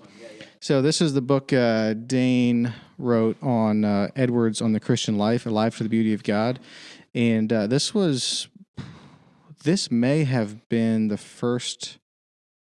I might have read a book or two from Ray before I read this. Yeah. But I didn't know this was January 2017. So we just started attending Emmanuel. Okay. And man, this book by Dane on Jonathan Edwards was so killer, man. I mean, that book is just great. I mean, I would go through and just read like stuff that, you know, how sometimes like you'll read something in a book that resonates so much, you're just like, you just need to like call someone or talk to someone or tell someone. You need to discuss it kind of. It's like, dang, that is like, how did you know that about me? You know what I mean? Yeah. So I think Dane is talented, and I'm about 40% through Gentle and Lowly. Yeah. Really enjoying it. Yeah. I was just reading yesterday that the boys are fishing at Centennial Park, which I didn't know you could do that, by the way. You can fish at Centennial Park. Yeah, I've seen people There's do it nothing in before. there but little fish. I was going to say, I don't think you can catch much. But but they you at least catch stuff, which is good. half the battle. Yeah. And I was reading in there the part where he's talking about the intercessory work of Christ today and how that's sort of an overlooked aspect of the Christian life. Yes. And I didn't think about that, honestly. Yeah. Before he said that in the book, I didn't think that the intercession is a somewhat overlooked part of Christ's work in kind of the greater evangelical work today. But, you know, then I was thinking about it further, and I was like, well, yeah, you don't hear a ton about that. You don't see a lot of books written on that. No. So even though like Christ's work was finished on the cross, like he has accomplished our salvation on the cross, but there's still this active everyday intercession, not because like God the Father wants to beat us up, but because it's like he said in the book, it's like an older brother who's watching a younger brother run a race. Yeah. And the younger brother is way out ahead. Like he's going to win the race. Mm-hmm. Well, the older brother in this scenario, Jesus, doesn't stand there and just kind of like, you know, like, oh, cool, he's going to win the race, so I'm done. No, it's like, even though it's clear he's going to win the race, you're standing and cheering, go, go, go. And that's kind of like how Christ is interceding for us today on our behalf, because we're right with the Father. But just that active intercessory work. So, you know, I definitely appreciate that. I'm looking forward to reading the rest, but I'm only about 40% through. John Bunyan said, I'm trying to recall the quote. I won't get it exact, but he talked about the Christian's comfort in Christ. And he said the reason too many Christians feel less comforted than they could by the work of Christ is because they stop at the cross. And I thought, when I first read that, how could you not be fully comforted at the cross? But what he meant is, until you go to the intercession now, you're missing a big chunk of what Jesus is, of who Jesus is for you. He's not only accomplished your salvation on the cross and paid for those past sins, paid for those present sins, and paid for those future sins. He is fully for you and with you and cheering you on right now. Yes. And if you don't believe that, then the cross can become this historical point of which you're thankful for, but you don't really draw a lot of comfort for it because it's happened in the past. Exactly. Jesus is still doing something for you, though, right now. Yes, exactly. And that's what we need. We need a present Savior. We do, yeah. And like Dane's saying, we need some more attention on that aspect of the work of Christ in our active day to day. Right. How about your upbringing? I don't know much about where you're from, or kind of how. I'd love to hear even more. And did you kind of grow up in this theological camp that you're in now? And so I'm from here. I grew up in Franklin, Brentwood area.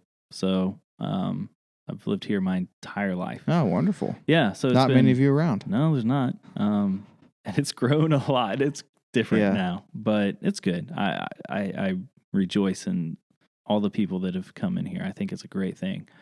I grew up here. I didn't really grow up in the church. So we went to church, but I wasn't super involved. I didn't think about it a lot. Kind of, my story is, said the sinner's prayer, what have you, about, I don't know, 13 years old, maybe something like that. But man, I didn't really have an encounter with Christ until college, freshman year of college when I was at UK. And I remember I went up there. I don't even know why I went there. I had no reason to go there. I felt like I needed to get away from here because I grew up here. I was like, I need to go somewhere. But why Lexington, Kentucky? I don't know. But I get there, and I've got a roommate who we have some mutual friends just coincidentally. I didn't know anybody else. He's a Christian. I'm not super outgoing at the time. Like, I don't know how to go make friends. Like, I've been in the same school for years. Like, I just had my friends, How do you go make friends? Where did you go to school? I went to Franklin Road Academy. Yeah, that's in Brentwood, right? It's off of 31? So it's off Franklin Road. And so if you're going north on Franklin Road, right past, a little past Old Hickory. Yes. Yep. So anyways, I just hung out with him, and he was a Christian, so he wanted to go find some Christian friends. So I was like, okay, that's fine. I mean, I wasn't opposed to that. I wasn't necessarily for it, but I wasn't opposed to it. So we went to all the Christian things on campus and all that, and I felt like that was the first time where, and probably part of it is kind of the typical, you're getting away from, your family and your comfort, and so you're experiencing new things. But my experience was, I say this, I don't mean to denigrate anyone who was my friend before, but my experience was, oh, these are real Christians. Like, I felt like they were doing this because they actually loved Jesus. And that felt to some degree new to me. Like, it didn't feel like their Christianity was just, well, of course I'm a Christian. It felt like that was a defining part of their life. And so, I don't know, hanging out with them and being exposed to preaching, and that was different than what I didn't pay attention to growing up, and all of that. I was like, okay, this feels different to me. Remember sitting in my dorm room reading through the New Testament, and like I didn't go to class anyway a lot of the time, but I was like, oh, now I have a biblical reason not to go to class because I'm reading the Bible. That was my thinking, right? Like, okay, I'm occupied. The Lord is occupying there, me. Yeah, there's some flaws there. I wouldn't recommend that to not anyone. a bad case. I that's mean, what I of did. all the ones you can come up with, that's actually the decent one, right? That's right. So that's where I felt like, okay, if I had to point to a salvation in my life, like I didn't. It wasn't like a Paul on Damascus Road experience or anything, but I felt like I was changed then. Imperfect, still it had so much mess to deal with after that. But I felt like when I look back in my life, that's where the Lord grabbed me. And so from there, it was I didn't grow up in kind of this theological tribe. The Lord led me to it. After that, then I moved back here. My wife and I started dating right when I got back. We'd gone to the same high school. We didn't have the same friends. We knew who each other was, but that was about the extent of it. We started dating. I went to her church. Her church was liberal, end of the spectrum. I could kind of sense like, I don't think this is for me. What denomination? Disciples of Christ. Okay. So, and so, just some things that I was like, I don't know a lot. I just don't know this. It doesn't seem to fit with what I think it ought to be. So we started looking for something else. Ran into just a community church out in Bellevue. That was kind of, in some ways, a big mess too. They ended up firing their founding pastor and all this stuff. So we walked into some mess we didn't know we were getting into. But through that, found some of our best friends, and we started a young adults ministry there that turned into a church plant because then they hired some other pastor. We had some theological differences. Like, this is a long story. I'm giving you the very it's great Cliff Notes version here. So we started this. We planted a church accidentally. We didn't set out to do that. Married at this point? Trying to think. We were not married at this point. We dated for 4 years. We're engaged for a year. So This was on the back end of that. You dated for 4 years? We did. What were you waiting on? Man, honestly, we were waiting to graduate college. Oh, is what really? It was. Oh, It was okay. like in Gotcha. our minds, we had to graduate college before we get married. And Yep. I mean, maybe there was some wisdom in that. I think Yeah. if we go back, we would have done it differently. Yeah, I don't think there's a right or wrong way. We just dated. We dated for 6 months, and I thought that was way too long. Yeah. Well, I'll tell you, the year-long engagement after dating for 4 years Right. is way too long. Sure. Way Yeah. too long. But we, at the same time, it's like we're doing the best we can. Yep. But anyways, it was during that time. That's actually when we met Ray.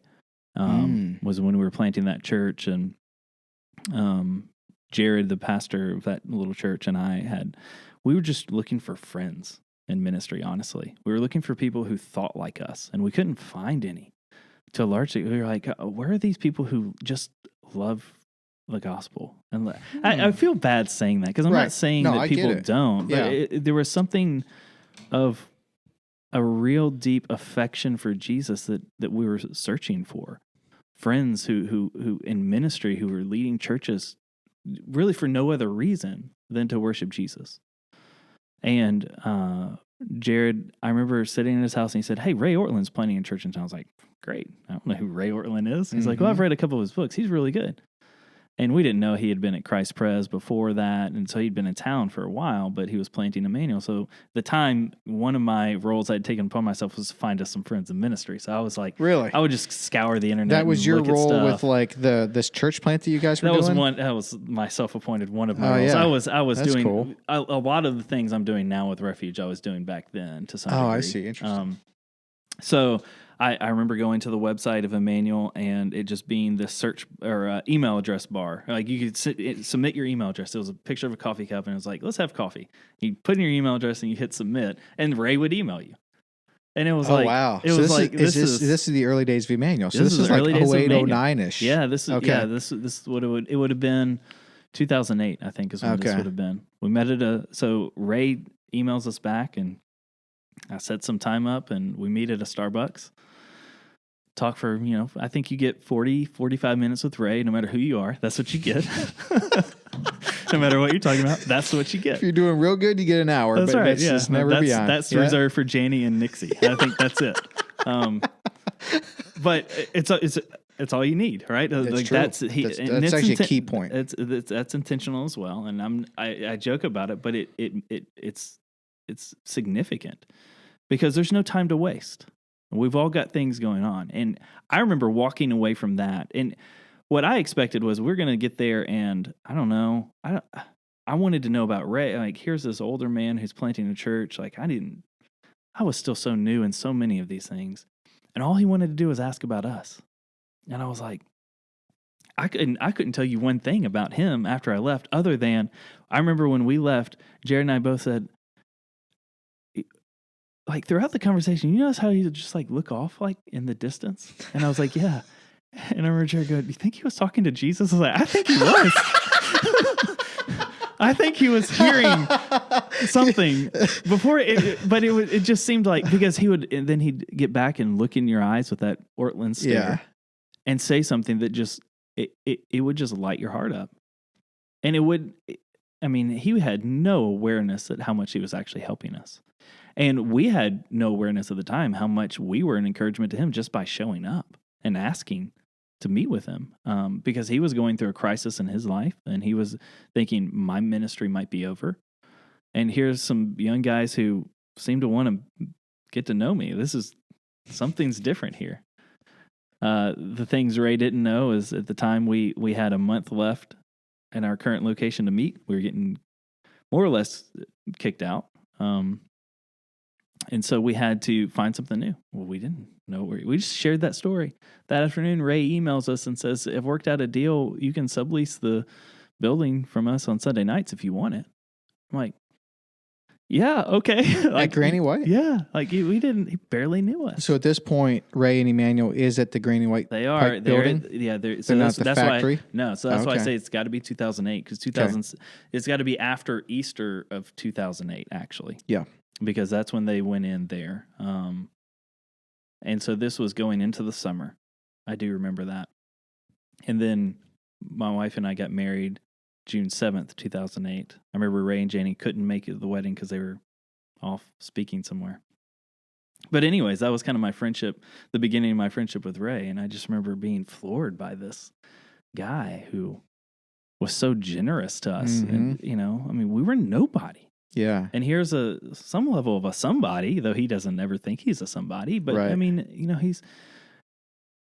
he's not a nobody who looked at us and said, I want to help them. And that made such a difference to me. Mm-hmm. We both felt so cared for by that, Jared and Yeah. I. And then we started meeting with Ray on a regular basis. We'd go to his office in Bellevue, and it was Jared and I and Ray and some guy from Murfreesboro that I don't remember his name, and I hate that I don't, but I don't.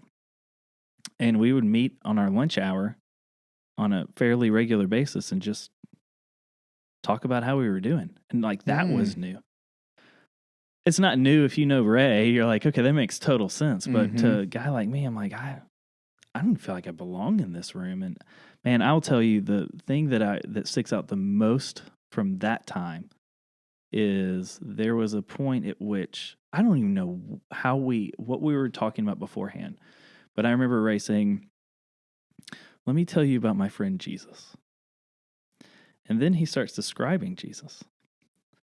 And in his very Ray, serious way, he's about 10 feet tall. I remember that was the first thing he said. And I was like, this is so weird. He's about 10 feet tall. It's so tall that he has to bend down to enter the room. But when he looks at you, his eyes are like a flame of fire, but you feel so loved. And he's really great with children. Children just adore it. Like he just goes on for what felt like forever. And I remember thinking, this man knows Jesus. That's what I've been looking for. That kind of reality, I wouldn't have used those terms back then. But man, that was so moving to me. And it just sticks with me. I've never forgotten that time. I'm trying to think, how does this play into my story? It plays into my story because we were talking about you're planting this church. Yeah. You ran into Ray, and I actually didn't know. And by the way, the Jared you're talking about, is this Jared Wilson who wound up at For the Church? Yes, it is. Oh, yeah. Wow. And I didn't know that you were part of a church plant that was renting. Did you actually do it then? Did you sublease some space there at Granny Lake Pike? And maybe we did that for about a year until Jared got called up to Vermont. And we were what we ended up doing was we had a young adults ministry at another church. Ended up leaving that for various reasons, but people came with us. We all decided like, this isn't the church for us anymore. So we were like, well, we feel some level of responsibility for these people, not because we're pulling them away. In fact, we talked with them. If you feel you should stay. Like, we're not trying to take any people or anything. But then people are like, no, I don't know where I'm going to go. Yeah, we don't either. So let's just keep doing what we're doing. And so that's why I kind of say it's an accidental church. Like, we didn't set out, let's plant a church. Oh, I see. We just kept doing this. It was a church plant to some degree, right? Yes, I see. That makes sense. We didn't intend for this to last a long term. In fact, we gave away 60% of our money. We're like, we're just going to see what happens. Yep. Did that church wind up closing its doors then? Yeah, excuse me. Okay. Yes, they did. Okay. Yeah. And could you assimilate with Emmanuel at that time? Is that how you wound up at Emmanuel? It is. Or was there... Yeah. So everyone that was the Sunday night kind of with that group just wound up basically just going to church there Sunday mornings? No, only a few of us did. Actually. Oh, okay. Yeah, others went different places. We kind of took a break for the summer. I remember 2009. Okay. And Sarah and I, my wife and I, had started going to Emmanuel probably early 2009 on Sunday mornings. We were meeting on Sunday nights. Maybe it was right after we got married, in fact, in 2008 when we did that. I don't remember the exact timeline of things. But anyways, after that kind of just, fell through or whatever, the church plant, we decided, okay, Emmanuel's our home. We went to one other church, and we went back to Emmanuel and said, this is it. This is where we're staying. Okay. So then you were at Emmanuel in, what would you say, 09, 10-ish? Yeah, we joined September 2009. September of 09. Yep. And you were there until Refuge was planted in 16? Yep. Oh, wow. Yeah. Wow. Yeah, wow, so you saw quite a lot then. Years. Yeah, we saw a lot. Yeah. We saw a lot. Yeah. Well, then let's talk about what you learned from Ray, because that was one of the things I definitely wanted to get into, because you spent a lot of time there. Rub shoulders with Ray a lot, and you sent me your blog post and what you had written. Is that on your blog, by the way? It is, yeah. And if someone wants to Google that, what are they Googling? What I learned from Ray Ortlund? I think so. I think if you Google that. So if someone Googles Google that what I learned from Ray Ortlund and David McLemore, they'll be able to find it. Yeah. But let's talk. I'd love to talk through it. What were some of the things that you learned from Ray? Oh, man. There's so many that I didn't put in there that I learned from him. But, it's hard. I think the way you said it in the email originally when you asked me to come here was, it's hard to be around Ray and not learn something from him. I think is the way you said it. And it's so true because he's always teaching. And some of that's intentional. A lot of it is unintentional. It's just who he is. Agreed. But so I learned things like, this is one I didn't put in the article, but it came to mind as I was thinking about this on the way here. I remember one of my first experiences of Ray in the early days of Emmanuel, and Janie has talked about this because she did the same thing here. But I remember showing up and Ray coming out of the bathroom with like a pail of cleaning supplies, and I remember thinking, Ray Ortlund is cleaning bathrooms. And there was something about that it told me the kind of pastor he was. Mm-hmm. Another thing related to that, it was when I was going through officer training. And so I'd been there for a while. And we all go up into a room upstairs in that granny white building. And he said, I'll be up there in a minute. And we all go in and we sit down. And he comes in and he turns on the lights and opens the blinds and sits down. And he says, I can't help but notice that when I came in here, the room was completely unprepared for us to talk. The lights weren't on. The shades were drawn. One of the things about being an officer at Emmanuel is you have to always be thinking, how can I best care for these people? Some simple things like turning on the lights and opening the blinds help people feel loved. And I remember thinking, that was not even a category in my mind, right? Yes. That's just, but those kinds of things told me that the heart that this man has. He's not just a theological genius, though he is. Yes. He's a pastor. Yes. He knows how to care for people in ways that aren't even obvious to them, but that ways that when they experience it, they feel loved by it. Yes. Those kinds of things I've carried those with me. That I remember that popping up in officer training when I went through it too. And the one thing that he has mentioned a couple of times is if he's kind of walking into church and there's a piece of trash on the floor, he's going to feel obligated to pick up that piece of trash. That's right. You know, Emmanuel has these they're the size of a business card that kind of has the Emmanuel branding on one side, and on the second side, on the other side, it has the Emmanuel mantra, right? Which is, I'm a complete idiot. My future is incredibly bright. Anyone can get in on this. And, you know, we have them, or at least used to in the cafe, on these little double-sided card holders that you can just grab and go. Well, if he sees one that's upside down, like he's going to want to turn it right side up. And he's just asking like, hey, officers, could you join with me? If you see trash, pick it up. Take some ownership. If you see one of these things that's upside down, make it go the right way. Mm-hmm. You know, like all those. Yeah, I think that is that idea of properly preparing and showing love to people by our actions and making it seem like, yeah, we expected you. We're glad you're here. Right. That is, man, that's so key.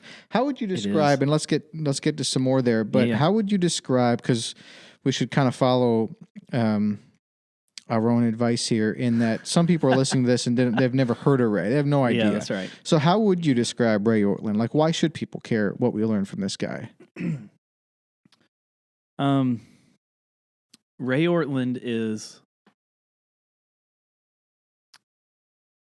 when I think about a pastor, I think about Ray. And what I mean by that is Ray is, no one loves the Bible like Ray does. I don't know anyone who loves the Bible the way Ray does. So what you're getting from Ray's ministry is not Ray's thoughts about God. What you're getting from Ray's ministry is God's thoughts about God as revealed to us in the Bible. So I'm going to start there. Ray is theologically precise, nuanced, thinks through everything. But not only from the lens of what is the right technical stance to take here according to the Bible, but what is the heart of God here? And so when I think about why should people care about what Ray says, it's because Ray cares about what God says, particularly God's heart towards you. Who doesn't need that, right? Yeah. I mean, like, I need to know how God really feels about me. Yep. And Ray really cares about communicating that. Mm-hmm. And so from the start, that's why it matters. Mm-hmm. He matters. But beyond that, he loved, I say loved because he's retired from pastoral ministry. He loved being a pastor. Mm-hmm. He couldn't imagine doing anything else. And he did do something else for a while. He was a professor for a while. And God called him out of that into the pastorate. And I see why, because Ray, he's not the most interpersonally, how do I say that? I don't know how to say it without being... So his words, yes, I think, are the best. He is... How did he put this? He is, well... Now I forget his words, but he is he's an introvert that's socially bold. Yeah, that's basically. a great way to put it. And a lot of introverts don't enjoy small talk, aren't particularly good at small talk, right? Particularly intellectual introverts, because they're on a different level. Mm-hmm. And Ray's like that. Yeah, he is. But my experience of Ray is I've always felt loved. I've never sat with anyone who I've felt more encouraged by than Ray. I can't leave a time with him where I don't feel like, gosh, I feel like I matter to God. Exactly. Another way to put this would be if you want to talk about the last Formula One race or the last UFC fight or whatever you're into, the last football game. Yeah. Ray's not your guy. No. If you want to get an oil change on your soul, yeah, second to none. Yeah, exactly. And you might not even know you needed any maintenance. Exactly. You just showed up for, I thought I was going to just filling up the tank. Yeah, and exactly. all of a sudden I'm like, yep. Whoa.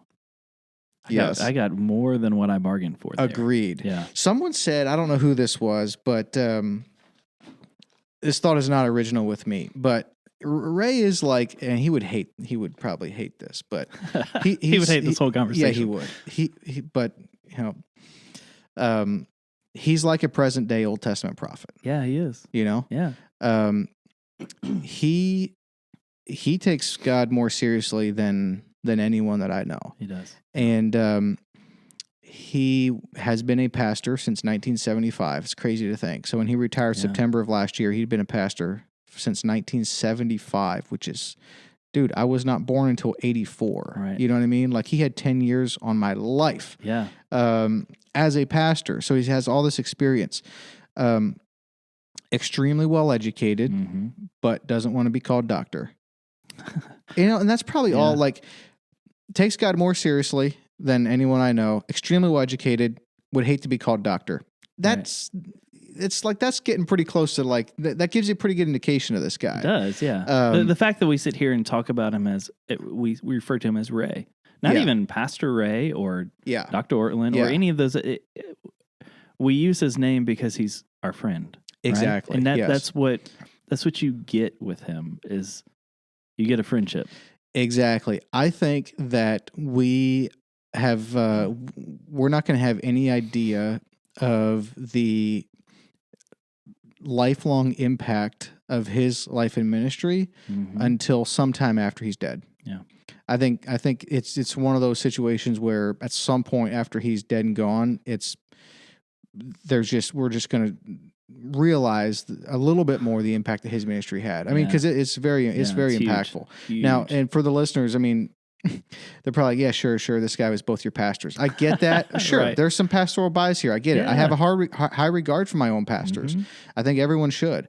So, all right, I'll give you that. But that's not all what we're talking about here. Right. There's something else going on with Ray. Yeah. So, one thing I learned, or just this is, in one of the learnings from Ray, I think man, that his life to me is a testament that the gospel must be real. Right. And what I mean by that is this guy is highly intellectual, highly capable. He kind of poo-poos his organizational ability, prowess. I don't buy it totally. He's highly intellectual, highly capable. Yeah, he is. And he is a scholar, but it doesn't end there. His wisdom seeps out into organizational areas too. My point is, he could do about anything that he wanted to set his mind to.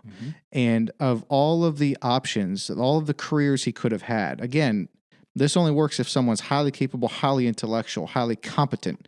Ray is that. Well, he chose to live his life in service of the gospel. Right. So to me, that's a living, breathing testament to the gospel. It adds credence to the gospel, then must be true, I guess. And it's not true because Ray's living his life in service of, obviously. But if the gospel is not true, Ray has wasted his life. Right.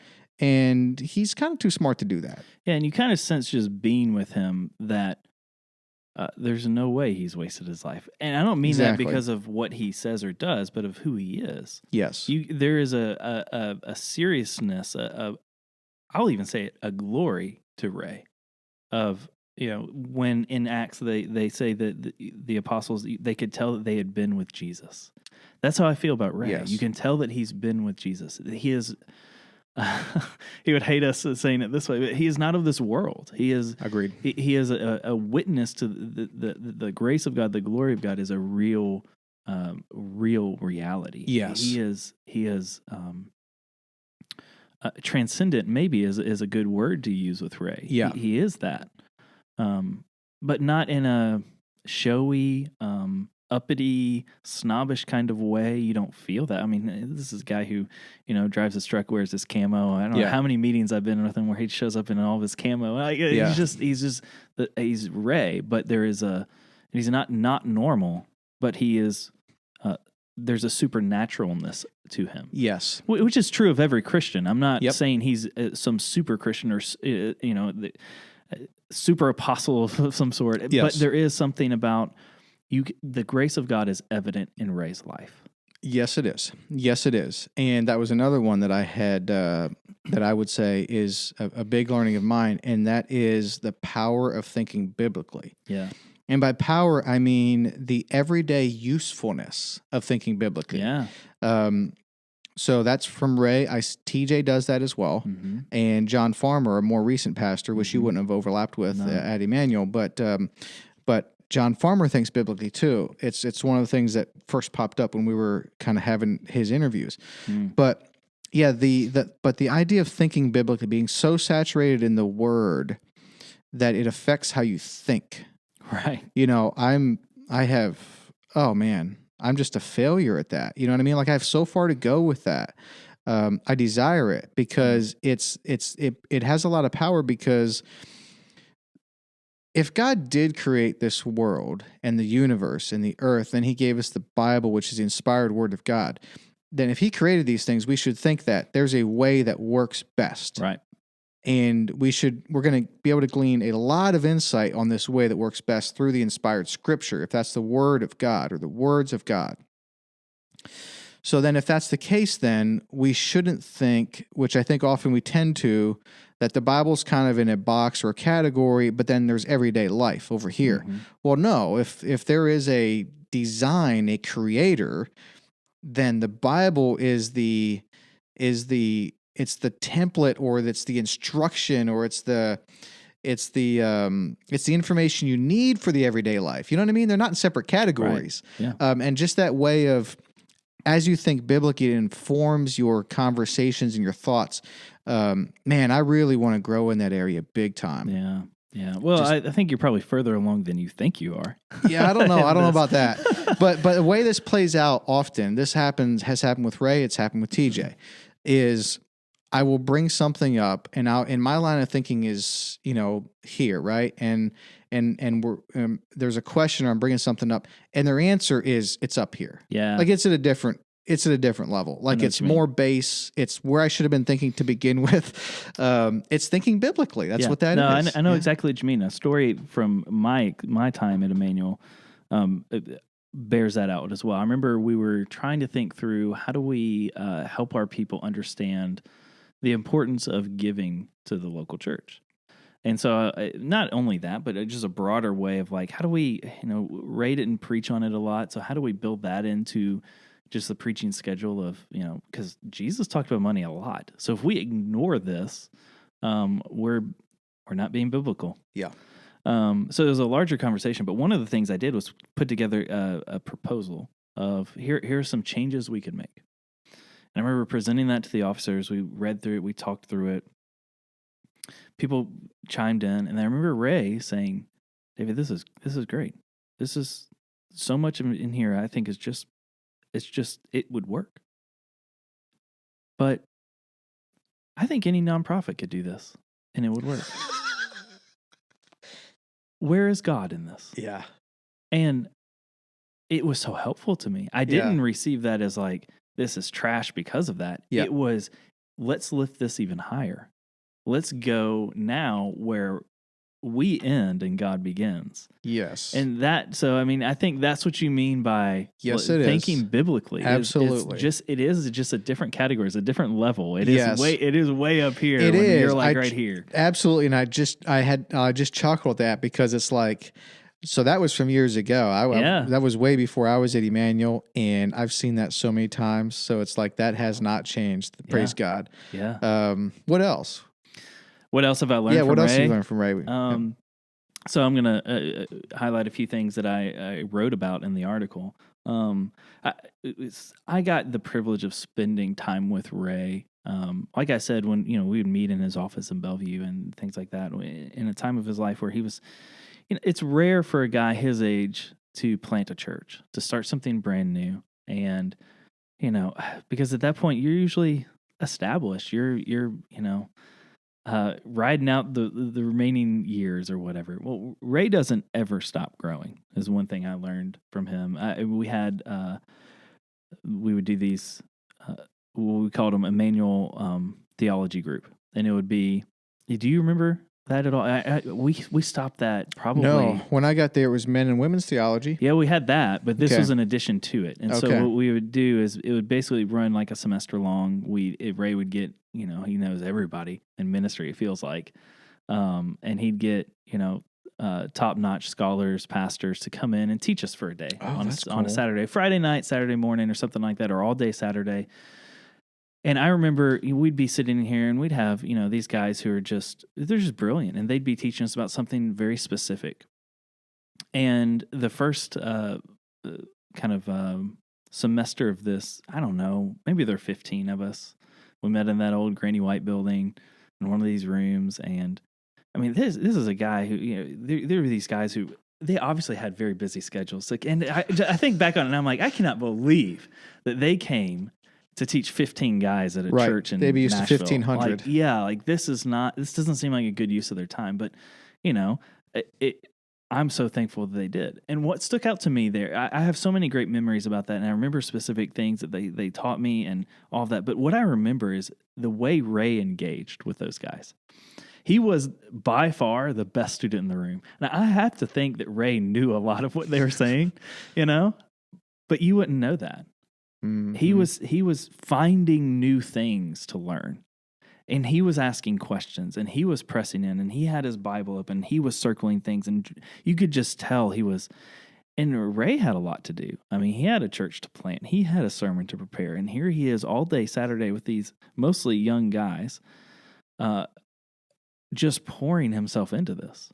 He never stopped growing. And I mean, if you even follow him on Instagram now, you see the same thing. Like he's in his study, he's got his books, and when he's writing a book, I mean, it's just covered. He's never taking the easy route. Yes. And that helped me because here was this older guy who he never felt as if he arrived at any kind of level of expertise in anything. he was still pushing. He was still pushing himself and still growing. And that matters because if we stop growing as leaders, then our people will stop growing. They will at some point cap out, right? Because Yes. we've capped out. Yes. So how would they not? Yep. Well, Ray helped me see, like, there is never an end, especially with the things of God. There's never an end to this. Mm-hmm. We can go as far as, I say as far as we want to go, as far as we'll push, if we just keep pressing in. Yep. But it wasn't just intellectual. It was also relational with Ray in that he not only learned more about God from the Bible, but he learned, once again, about the heart of God for him. And I saw this when, again, we were meeting at a Starbucks, and I don't know what we were talking about. I can't remember. All I remember is the ride back to the church, and we were stopped at a light, and there was this one light on Old Hickory that just takes forever. As you're turning onto Old Hickory, it just takes forever. It always has. I guess it always will. I remember sitting at that light thinking, this takes forever. I'm not in a hurry to get out of the car with Ray at all. I just remember it. But why that's meaningful is because I remember asking Ray how he was doing in one particular area, and he just said, David, God is so patient.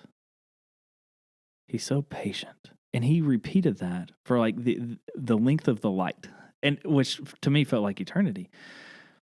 And it wasn't until about the fifth or sixth time that he said it that actually it had an effect on me. And I started realizing, he is. Like, there's a glory in the patience of God. And that was Ray's way of saying, I haven't really changed very much since the last time we talked about this. I'm still struggling with that. But God is patient with me. He hasn't stopped loving me through that. He hasn't stopped caring about me through that. He's ministering to me right now in the midst of this struggle. And I felt like, gosh, not only is this guy way smarter than I am and still growing, but that has not removed him from this real experience with God. He's pressing into the heart of God and finding God responding and finding God caring for him. And it just made me feel like, okay, I'm going to be okay. Right. Yes. Like, because I see that Ray is okay with God. Yes. Maybe I'm going to be okay with Absolutely. God. It really helped me. Yes. And I doubt he remembers that. Mm-hmm. I mean, but I don't think I'll ever forget it. And I forget a lot of things. Yeah. We talked about thinking biblically. I remember him at our new member seminar. We were sitting there, and as I thought about it further, I think it was just a passing comment over lunch or something. But I remember Ray saying something about, people go on vacation, they don't even take their Bibles. And I remember chuckling to myself, kind of like this. I'm like, I don't think I've ever even thought to take my Bible on vacation. I mean, I might take a book or something, but But what that told me about Ray is that there is no way to separate the Bible and rest to Ray. The Bible is rest to Ray. It's not only this thing to pursue and press into, but it's the place at which he goes to find the rest of God. And there is no place at which in our lives at which we stop being Christians, at which we just we don't take a vacation from God. God doesn't take a vacation from us. Yeah, thankfully. Yeah, thankfully. And so like that, just like little things like that Ray would say or do as I was around him really made that's the thing. It's like, I don't know how many sermons from Ray I've heard. I remember lots of them and lots of things from them, but very few of them had the impact on me as these little just things that happened throughout my life with him. Yes, exactly. And just to touch on that, the way he said that, do you say that was at lunch or in an officers meeting or something like that? It was our new members seminar, and I think it was over lunch. We were talking about something, and he made that comment. Yeah. So I don't want to put words in Ray's mouth because that may be not what he's getting at. However, it wouldn't shock me if what he wanted to convey was, hey, y'all, when you go on vacation, take your Bibles with you. Never take a vacation from God. That's how you should do it. Well, instead of that, it's like, man, some guys go on vacation and don't take their Bibles. Like, the point lands equally as strong, maybe even stronger. Mm-hmm. But there's a dignity to that way of communication that maybe gets damaged a little bit if it's like, hey, and guys, just this is real important. I want to tell y'all, like, take, you know what I mean? Like, the point lands either way, but it's more careful. It's more I don't know. Well, and that's the thing that lands. I wonder if you experience this too. I think back on a lot of times that I had with Ray, and a lot of it in officer meetings. I think we were really working through something, and I find he corrected my thinking about so many things without explicitly saying, "Hey, David, time out. You're wrong there, and let me explain to you why you're wrong." Let me explain to it. He never. You could use this. He never embarrassed you. Exactly. He never belittled. Yeah. He would listen and receive and give feedback without you feeling like you were ever even corrected, though you were. Yes. And I felt like I grew, and it would be weeks, months later before I would look back and think like, "Oh, I see what he did." Exactly. I see. I don't think and it's a way of finding a way of so that people can receive what you're saying, right? Mm-hmm. And receive the instruction that they need without being explicit about it. And Yes. it was, once again, there's probably 1,000 things that he did like that he doesn't remember that I just carry. I'm like, oh, I was corrected by that. Yes. And maybe he intended it, maybe he didn't, but it sure helped me. Exactly. Yes, it is that dignity. So it's it's a big deal for him to not make people feel ashamed, embarrassed. That's a real key thing, and thankfully that's kind of stuck with the other leaders at Emmanuel too. Yeah. Another thing I learned from him is, he is unashamedly, diligently, effectively, constantly agitating for revival. Yep.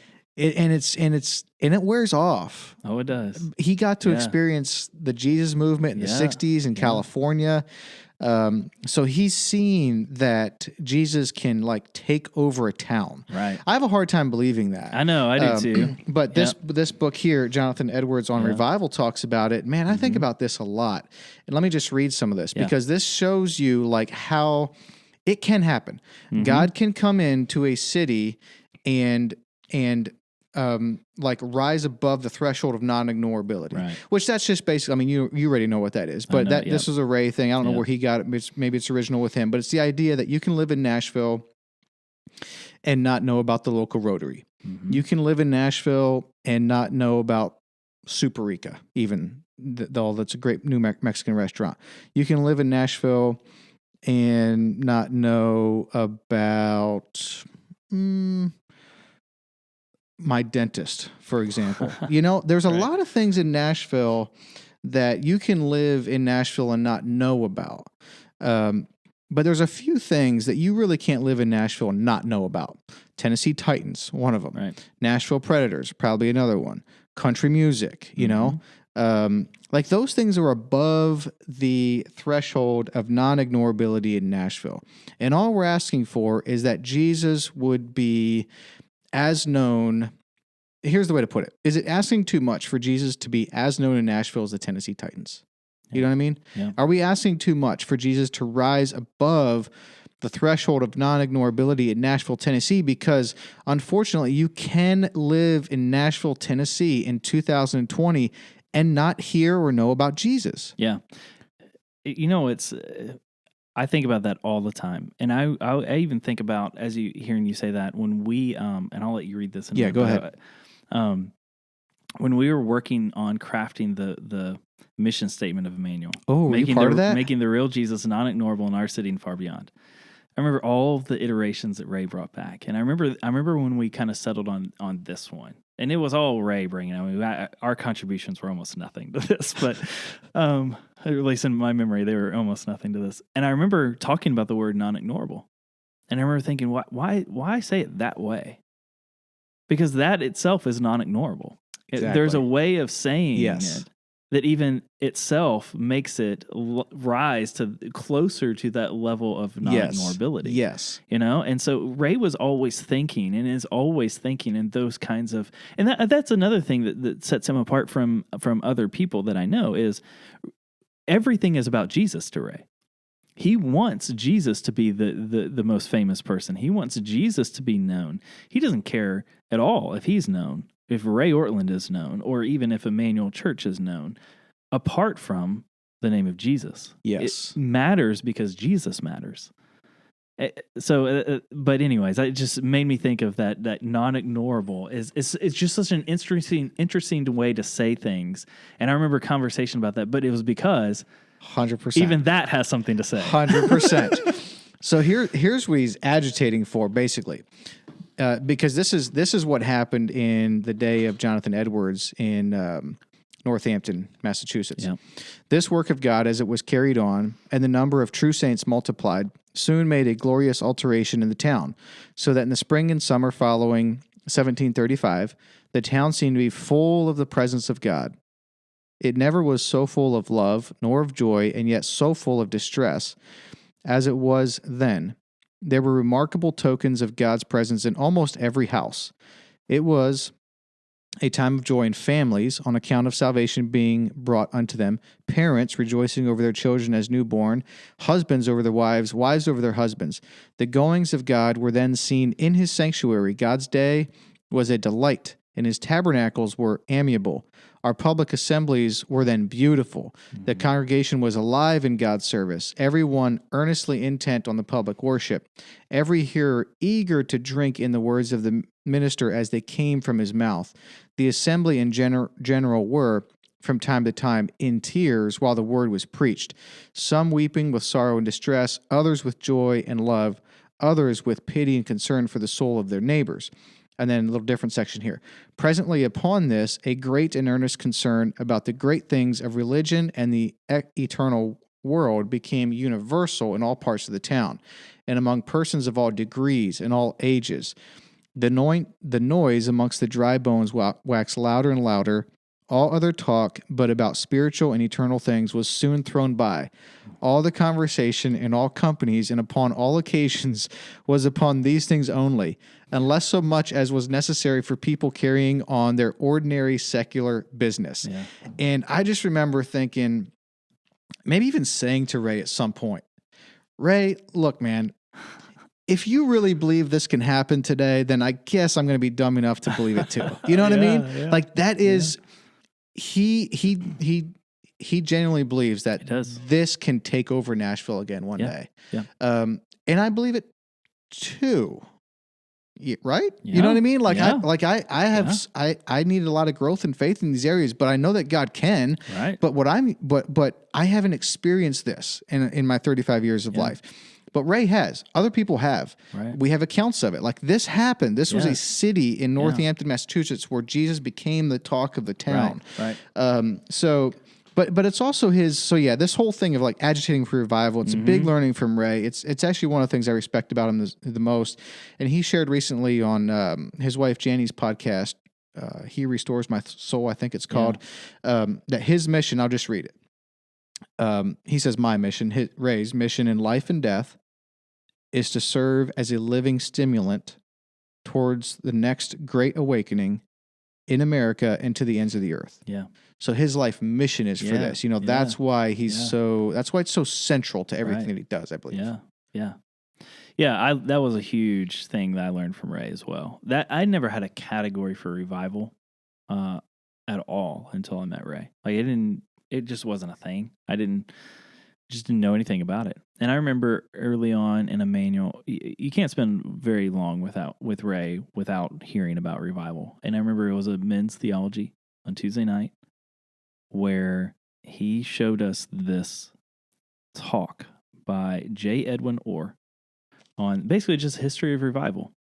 And I don't know. It's like this video is probably from the 70s. It's grainy. We pulled it up on YouTube and it was just like this terrible quality. But I remember the impact that it made on us. And it was, here's what God has done in the past. And then it kind of left of, what can he do in the future?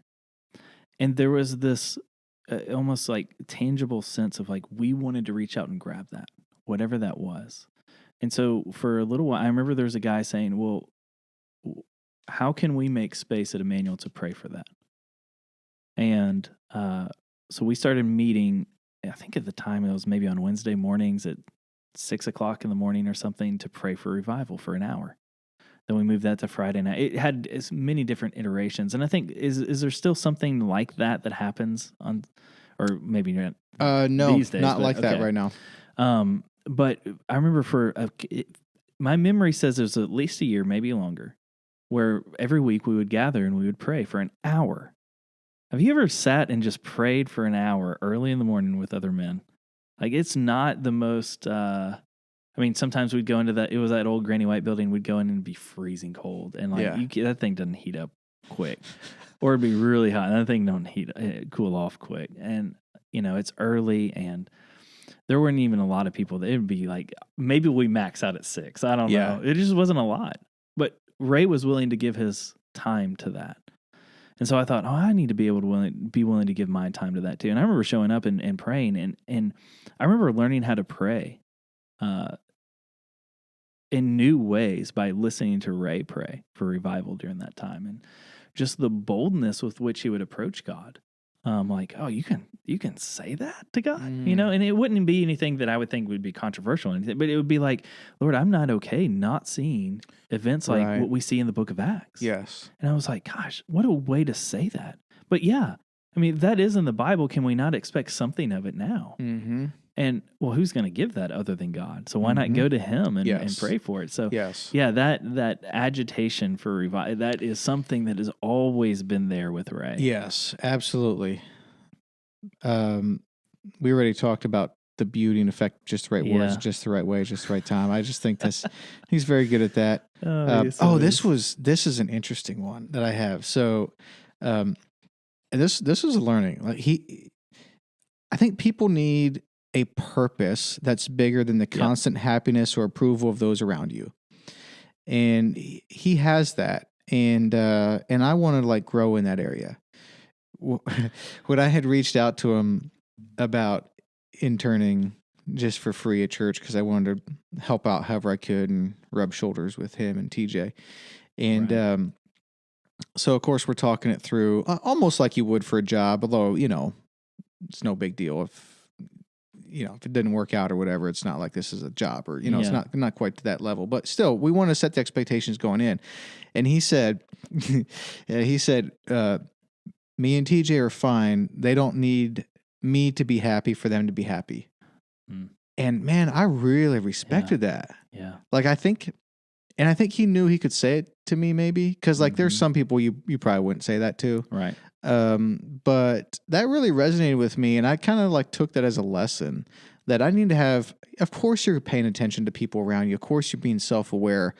You're not trying to be belligerent and so forth. But the message was he doesn't need me to be happy for him to be happy. Right. I really respect that. Yeah. Actually. Yeah. No, that is interesting. That is. There's like this settledness with who Ray has a settledness about who he is. Yes. And that's something that I long for. I want to be okay with who I am and not even with who I am, as if like I've made myself who God has made me. Yes. Right. And repentant of my sins, but fully accepting of my standing with God. Mm-hmm. I'm not out to prove anything to anybody. I don't need further proof that I am justified because I have that. That's right. I have this okayness with God and I can operate out of that, not seeking it. Yes. That's a big deal. And I think that plays into something I learned from Ray too, of like, you can actually enjoy life. Life can be enjoyed. You can have a cup of coffee and think about the wonderful taste of the coffee and rejoice in that. It doesn't have to just be, well, that's just part of my day. There is nothing that is just part of your day. It's all from the hand of God, which sounds like the book of Ecclesiastes, because it is. But Ray helped me see that in ways that I think, because maybe part of my upbringing in the church that I had, the exposure that I had to the church, I felt like I constantly felt like this guilt for enjoying the things of this world, And I think a lot of people feel that too, as if we have to set our heights always above, and we can't, like I love baseball, and I love just to sit and watch a baseball game. A baseball game's slow, and it's 4 hours long, and there's so many things I could do with my time. Is it okay for me to waste time watching a baseball game? And Ray would say, well, do you receive it as a gift from God? Mm-hmm. Then yes, you enjoy it to the glory of God. And it's not as if you're like Christianizing baseball. You're enjoying what it is for what it is, receiving it as from the hand of God. Yes. And so, I mean, that has implications to all of life. And that really helped me feel like, Ray loves 60s music. He loves Bob Dylan. He loves the Beatles. He loves Beach Boys. He loves CCR. He talks about it all the time. And you're like, gosh, Ray is, he's a redneck hippie. And he loves his, so well-educated redneck hippie. Yeah, he is. He likes to go hunting. Like there are very earthly things that Ray really rejoices in, but he rejoices in them in the right way. Yeah. And seeing him rejoice in those helps. It's always helped me be like, okay, if Ray can go sit in a deer stand on a cold Saturday morning and just give that over to the Lord, I can watch a baseball game. Give that over to the Lord. Yes. It felt like there was permission to enjoy the things that God gives. Well, where do you think that comes from? Because I think this is particularly common in Christianity. Yeah. This feeling that, that's a little carnal, that must be dirty. Right. But what's weird about it or ironic about it is our faith says that there is a God and he's created these things. So you would kind of think that we as believers would be the ones that would be enjoying that great cup of coffee, that great steak, that nice walk, the way the grass feels on your bare feet as you walk through it, a baseball game, Beatles, even think about this, like even music, we feel like we have to, we as a collective, I know what you mean. Sometimes we feel like we have to Christianize it to enjoy it. Yeah. But you can enjoy a great Beatles song without first Christianizing it. Right. You know what I mean? It's okay to enjoy that. So what is it about the Christian faith that people get wrong commonly in this particular area? Yeah. I mean, that's a big question. And I think we wrestle with that just so many ways. I think we just, so this has helped me. I can't remember where I've read it. I wish I could recall. But anyways, it was a corrective to me in recent days on preaching of where do you start with your people in your preaching? Meaning, do you start with the creation of all things being good, or do you start with the fall? If you start with the fall, you're getting it wrong. You're teaching your people to begin with what's wrong with them rather than to begin with their creation by God. Now, there is much wrong with this, and the fall is a real historical event that has implications down through history to today. It will impact us to tomorrow. It will impact us until Jesus comes back. We can't deny it. We shouldn't overlook it. We shouldn't downplay it. But that is not to say that it doesn't erase the fact that God created us. Mm-hmm. But if we forget that God created us, then we can tend to think, okay, well, in order to make ourselves right, to restore ourselves to a place of glory, we need to make sure that we're enjoying things the proper way. And so we come up with that. All of this is a self-justification exercise, right? But I think it stems not only from us wanting to justify ourselves, but also forgetting from where we came. Yes. That God created us, and God created all of these things. And everything is good. Everything that he created is good. He said so. Who are we to argue with that? Now, it's been ruined by the fall, but that doesn't mean that all of the goodness is gone. Things aren't as bad as they could be. Yeah. Yeah, and so that's what I find in myself, is that I start with the fall rather than going back to where the Bible starts. Yes. Man, that is extremely helpful. I have not heard that thought before, but it's going to stick. Yeah. Like, good stuff sticks, and that's going to be one that sticks. Because that helped me. It really that is me. Very helpful. That's very interesting, and it makes me wonder why. Because I've started with the fall too, much too often, and I wonder if it's partly due to the chronology of things or the timing of things. So, a young Earth creationist, would say Earth's created, I don't know, give or take 10,000 years ago, and then you have Adam and Eve and so forth. And then there's old Earth creationists too. which would probably be where I fall, but I'm cool either way, and don't pretend to have great thoughts on the whole conversation, but that the earth could be 14, 15 billion years old. But I think but still you have all right, the age of the earth aside, you have you have Adam and Eve, okay, that are created at some point in time, and then you have the Garden of Eden and then the fall. Well, you have this, just because that period of time of Adam and Eve's creation and the fall, just because that period of time was, relatively speaking, so short, doesn't mean that what was happening within that period of time was of any less value. I almost think in terms of Christmas Day versus Autism Awareness Month, which I think was, I want to say April. So here you have, I'm even having a hard time remembering Autism Awareness Month. Someone was on the podcast, Maggie Herndon, talking about her son with autism. Right. And here I am, having a hard time remembering which exact month it was. I think it was April. Yeah. My point is, there's probably a lot of people, Autism Awareness Month, probably flies under the threshold of non-ignorability for a lot of people. Right. Christmas Day does not. Right. But one is a whole month and the other is just a day. Yep. And so the Christmas Day, even though it's just one instead of 30 days, it has a big impact. Mm-hmm. Well, I wonder if the same thing needs to be kind of in our thinking with this idea of creation, the way it was designed, and then the fall. It was a relatively short amount of time, but that doesn't detract from that is what we were created for. That's how it was supposed to be. And then the fall happened, and now, we have this redemption period. Yeah. But that idea of starting with creation instead of starting with the fall, that might be it, man. Yeah, and I think that's what, I remember TJ saying this to me when he went hunting with Ray, and I don't know how recent this was, but I remember Ray saying to him, they just kind of walked out into the field, and he was just like, aren't you just blown away by the there-ness of it all? It's just there. We didn't create it, God did. And it's subjected to futility because all of creation is.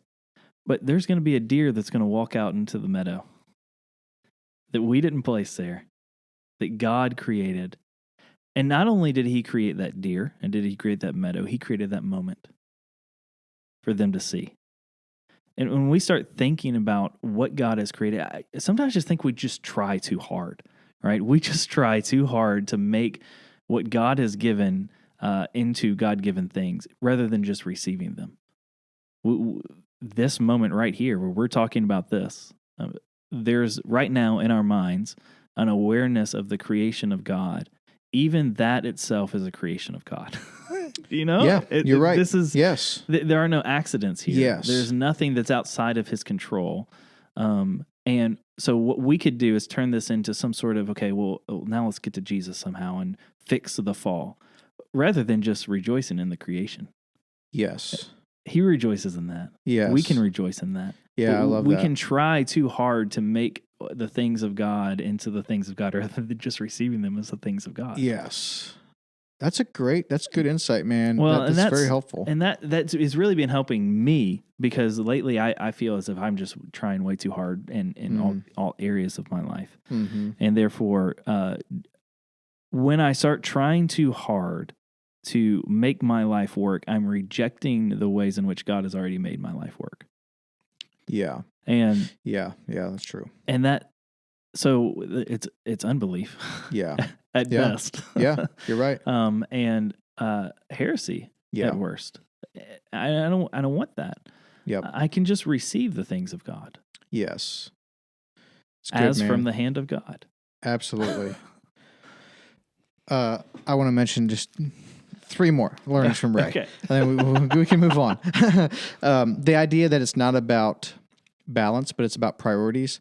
I won't say a whole lot about this because people can actually if you just go on YouTube and search Ray Ortlund on why Ray Ortlund doesn't like the term balance. I did a podcast with him a while ago, and that's my most popular YouTube clip. And he talks through why he doesn't like the word balance. He thinks it's about priorities and not balance. He thinks balance is a weak word. That was a very new thought to me when I'd first heard him talk about that. Back to communication. This is another thing that I think about this a lot actually. And but he will, for public announcements, he's going to always convey the the point is always going to be communicated in the affirmative, never in the negative. Right.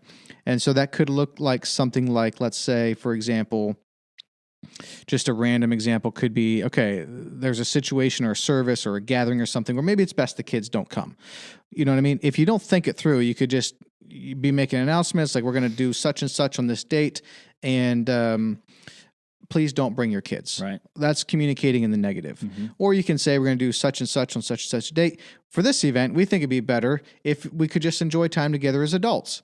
You've said the same thing, right. but you feel very differently about it. Exactly So the idea right. of communicating the positive and not in the negative is, I think is key. And then the last one is the idea of using a tangible change to reinforce an intangible change, and and that's going to look something along the lines of, if you have a structural change, it could look something along the lines of, all right, we're going to hire someone new, and so we're going to redo the offices. We wouldn't really have to, but we're going to, because this kind of marks them coming in. Now they're a part of the staff, or whatever.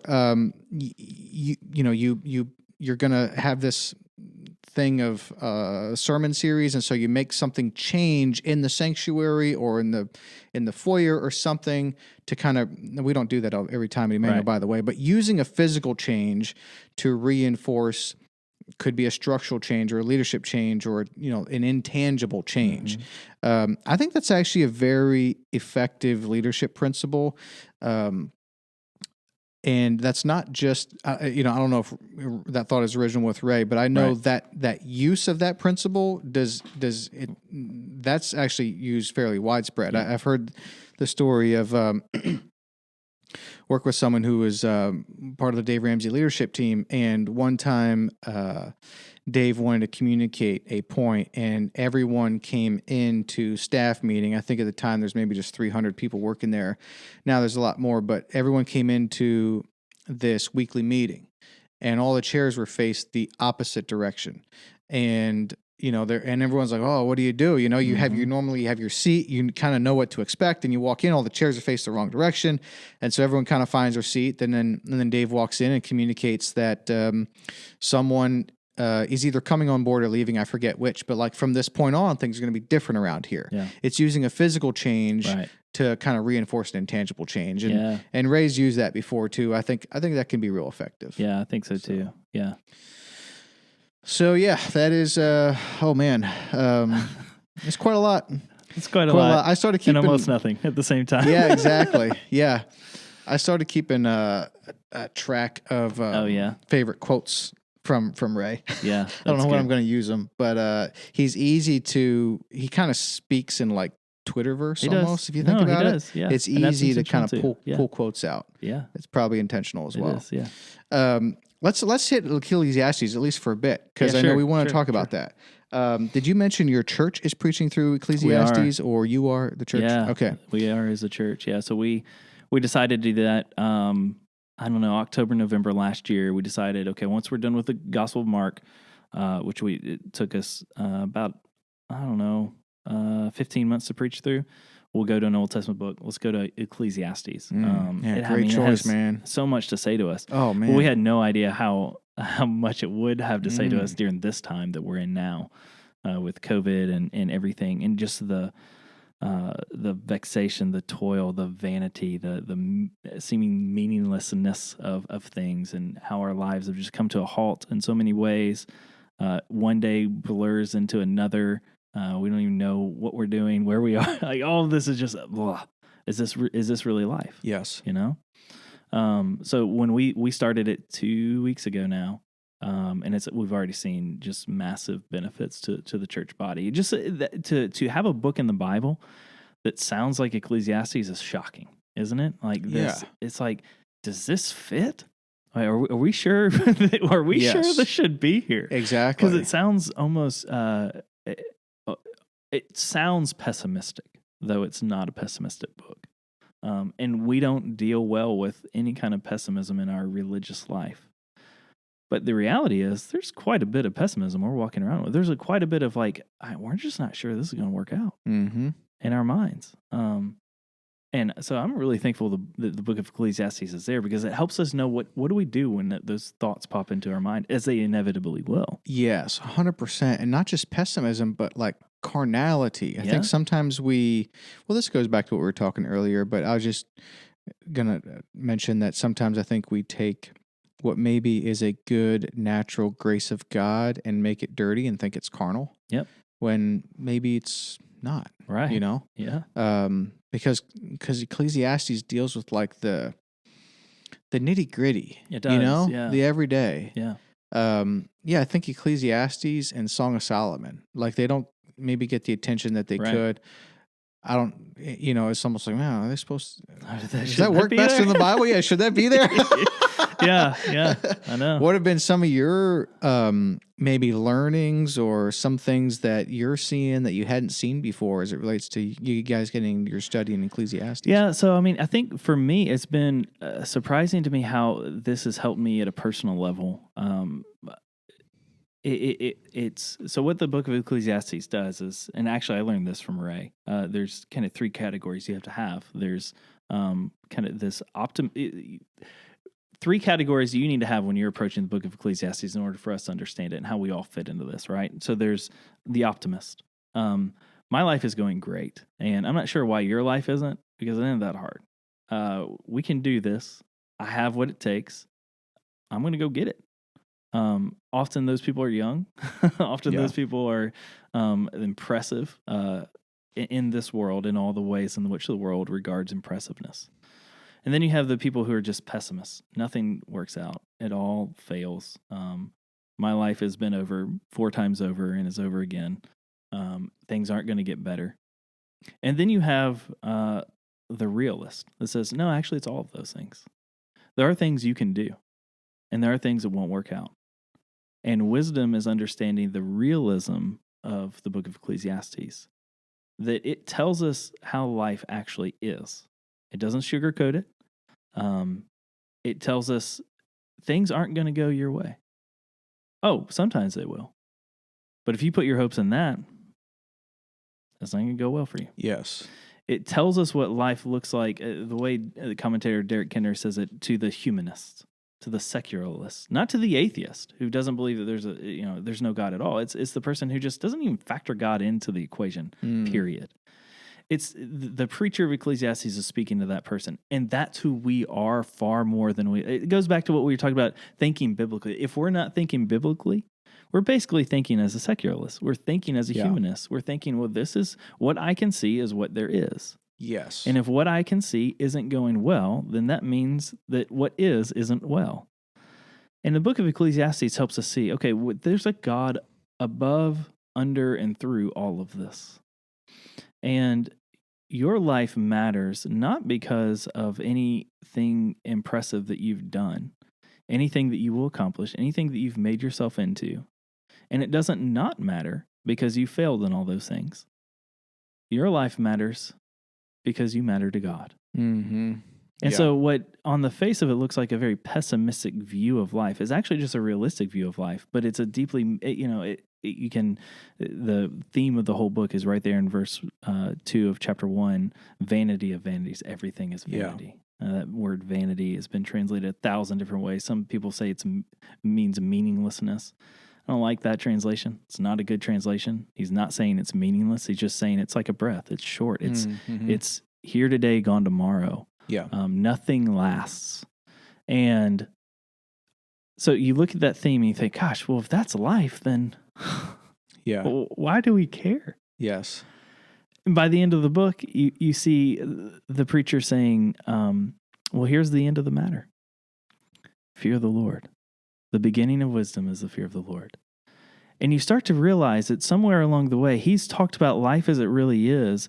And I felt at times, oh gosh, this all is just vanity. It's just a breath. Mm-hmm. It's just it's smoke. It's that breath, that warm breath on a cold day that you can see and then just fades away. Well, what can any of this mean at all? And then you start to realize that it all matters because God is in all of it. Yeah. And what we struggle with is viewing things in the words of the book of Ecclesiastes as things as under the sun versus under the hand of God. when we view things only under the sun, we see only these earthly things, and we can think very easily, okay, none of this will last, because it doesn't, right? Your great-grandparents, can you remember their names? Mm-mm. Yeah. Isn't that crazy? No, it's like that's to think, embarrassing. okay, It's it crazy. is. Yeah. I'm the same way, though. Yeah. I'm the same way. No idea. So people in my own family, I don't even remember. Yeah. So why do I think that my great-grandkids will remember me? Yeah. Okay, well, let's take that to its logical. What matters then? Mm-hmm. Maybe, what if this podcast blew up and you were the next Joe Rogan, Mm-hmm. right? You think your great-grandkids are going to care about that? Yeah. No, they won't even know my name. Right. So it helps us deal with that kind of reality of life. Like we are forgotten. Yep. By this world, we are forgotten. But you're not forgotten by God. And He is in the midst of everything in your life. And so you can actually really enjoy life, and you cannot take it so seriously. You don't have to make yourself who you aren't. You can just be who God has made you. You can let God give you your life. That's Ray's words there.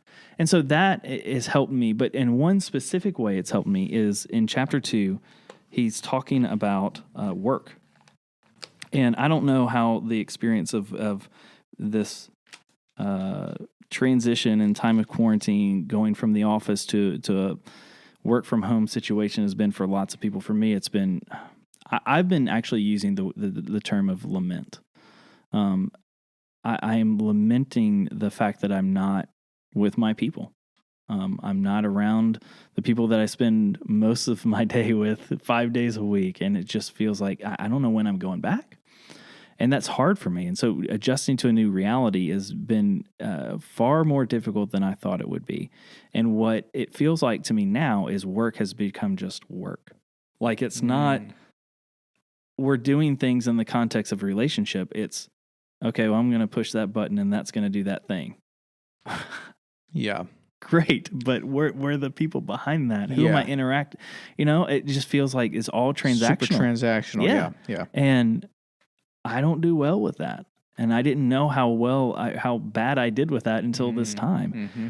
And so you get to Ecclesiastes chapter 2, and in verse 22, he says, "What has a man from all the toil and striving of heart with which he toils beneath the sun? For all his days are full of sorrow, and his work is a vexation. Even in the night his heart does not rest. This also is vanity. There is nothing better for a person than that he should eat and drink and find enjoyment in his toil. This also I saw is from the hand of God. For apart from him, who can eat or who can have enjoyment?" When I read that, it's like something clicked in me. And I found myself located here. But where I found myself located in this particular season is in verses 22 and 23, where I felt like it's all vanity. It's all toil. What's it worth? Mm-hmm. What am I doing? Should I just quit and go do something else? But even if I do that, am I going to find the same thing elsewhere? Right. I think I am. Probably. Yep. Even in the night, his heart does not rest. I realized as thinking through that, I'm not up worried about work, but I'm just not sleeping well. Why? Because something at the heart level just doesn't feel right. I'm seeing everything as just the toilsome vexation that it is. Right. I'm feeling the hardness of life. But the author doesn't start there. The preacher doesn't stop there. He goes on. There is nothing better for a person than that he should eat and drink and find enjoyment in his toil. Okay, well, how? Because it is toilsome. It is vexation. It is just this, I'm doing something and gosh, we're not even going to, I used to, one of my roles at my job used to be to kind of manage the budget process. And I was thinking, I hated it. It's like, we put this budget together and on January 2nd, it's all blown. It's just like, we've already changed plans. I mean, we locked this down, a month ago and plans have changed. Something, it doesn't even matter. It's like, what are we doing? We spend all this time worrying about something that doesn't even matter. Man, so much of our life feels that way, doesn't it? So what is the answer to that? How are we why go on living?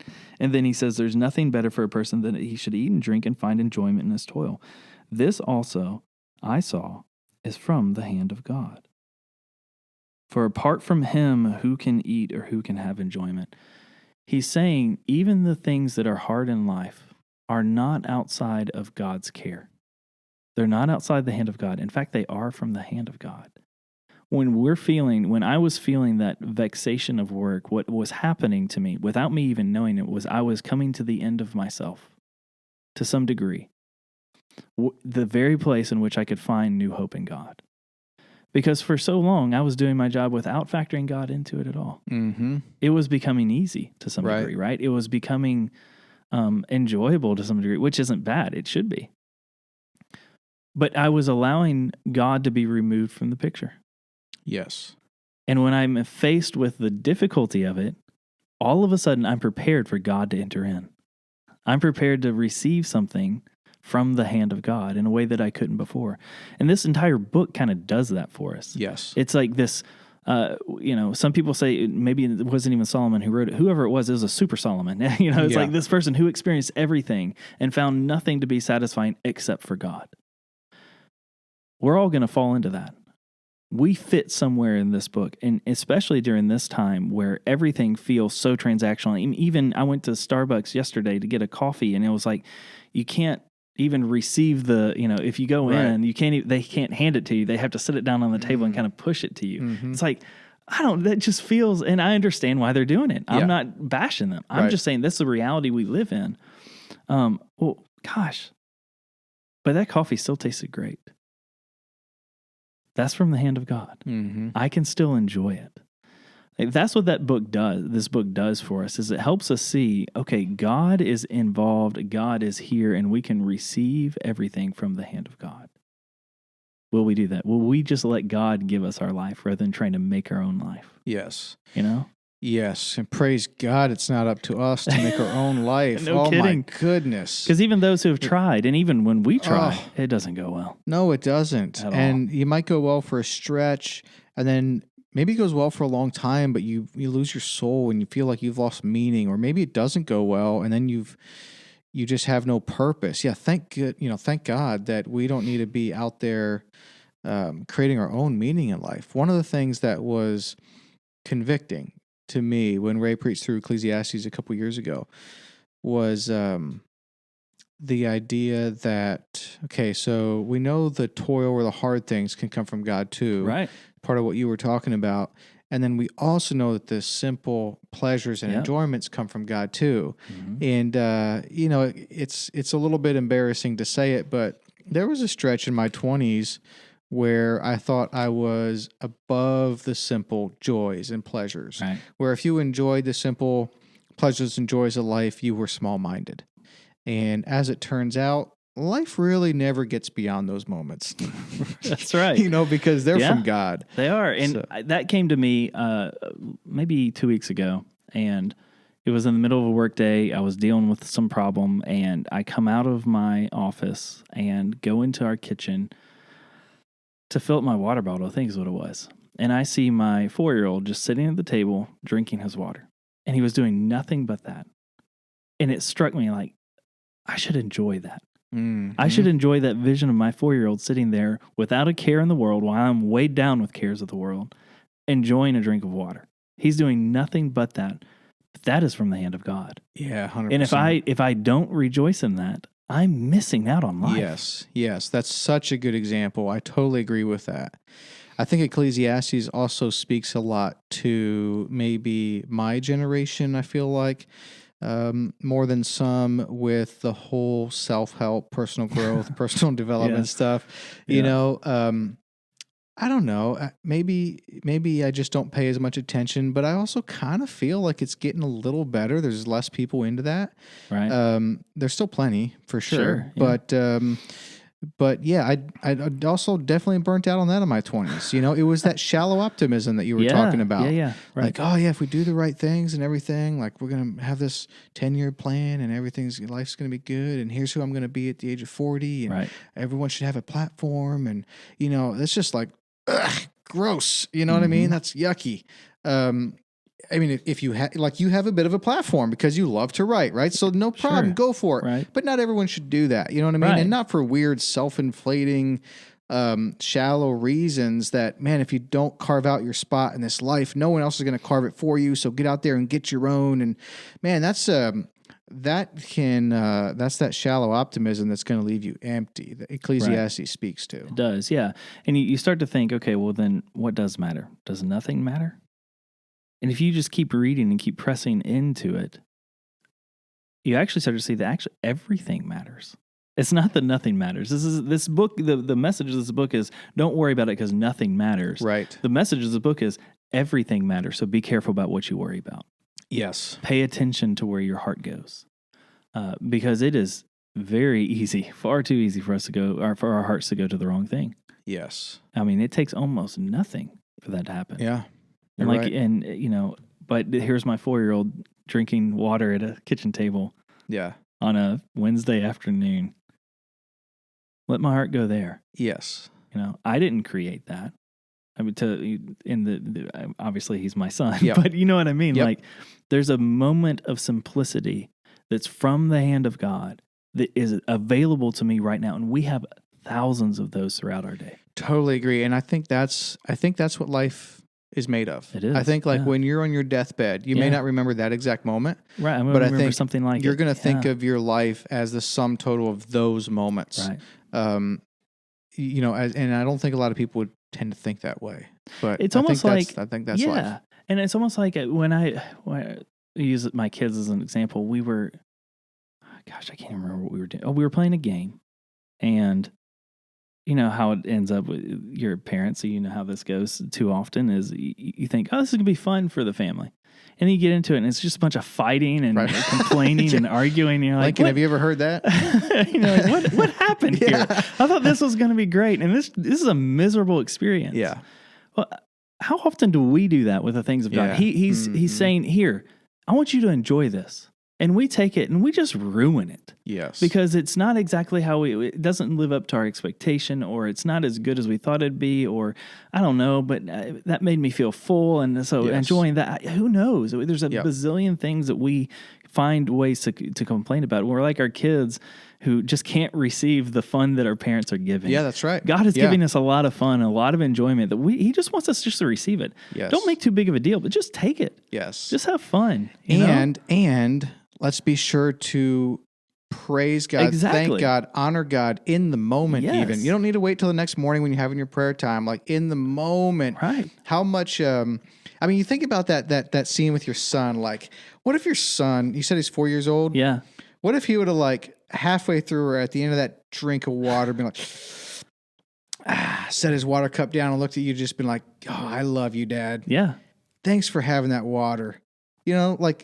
Most 4-year-olds aren't going to have that self-awareness. We don't expect them to. That's partly why we love them so much. Right. But how satisfying for you, the dad, he, the son, in that moment, to show that love and appreciation. And that's what we can do for God when we receive these gifts, when we see that, oh man, there's something about nature when you're standing and you see this mountain range and the valleys, and maybe there's some snow on the peaks, and you're just looking out so far, oh man, it's so beautiful, and just to enjoy that, right? And to thank God just in the moment, just enjoy it, invite Him into it. Yeah, exactly, exactly.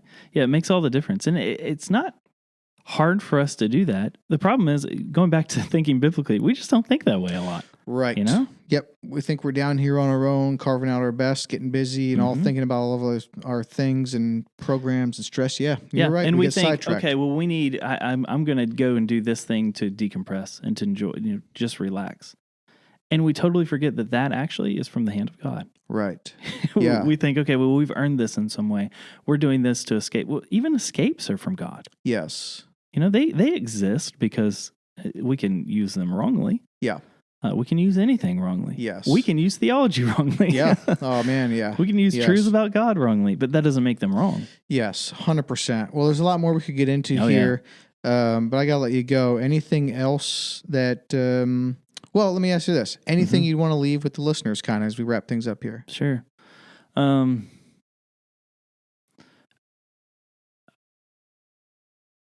God actually likes you. I want to leave with that because I just deeply don't believe that most of my life, I haven't believed it. And most of my days, even now, I believe that he's kind of like the angry parent who he's disappointed, but he loves me because I'm his kid, but he didn't really like me. That's not what the Bible says. Yeah. That's not what the gospel says. God actually likes you. He rejoices over you. Yeah, you sin, and there's a lot of mess, but he's actually dealt with that already. And he's not holding it over your head. And he's not angry at you in the sense of he doesn't want to see you. He doesn't, you go to your room and think about that. That's not his heart. His heart is welcoming, and he wants you to come. And so whatever it is that you're facing right now, he's there waiting for you. Yes, 100%. That's such a good word, man. Yeah, he's there waiting for you, and he loves you, but not only that, he likes you. Yes, yeah, I he so does. appreciate that, man. I think we tend not to think like that. Right. Well, this is great, man. Thank you so much for Thanks being for having on. me on. This was fun. This was fantastic. I really enjoyed it. Big fan of what you're doing, man. Thanks, man. Keep it up. Keep writing. Appreciate it. I'll try. And if and when you get full-time work with the writing thing, let me know, man. I will. Yeah, I will. seriously. All right, bro. Thanks for being on. Yeah, man. Appreciate it.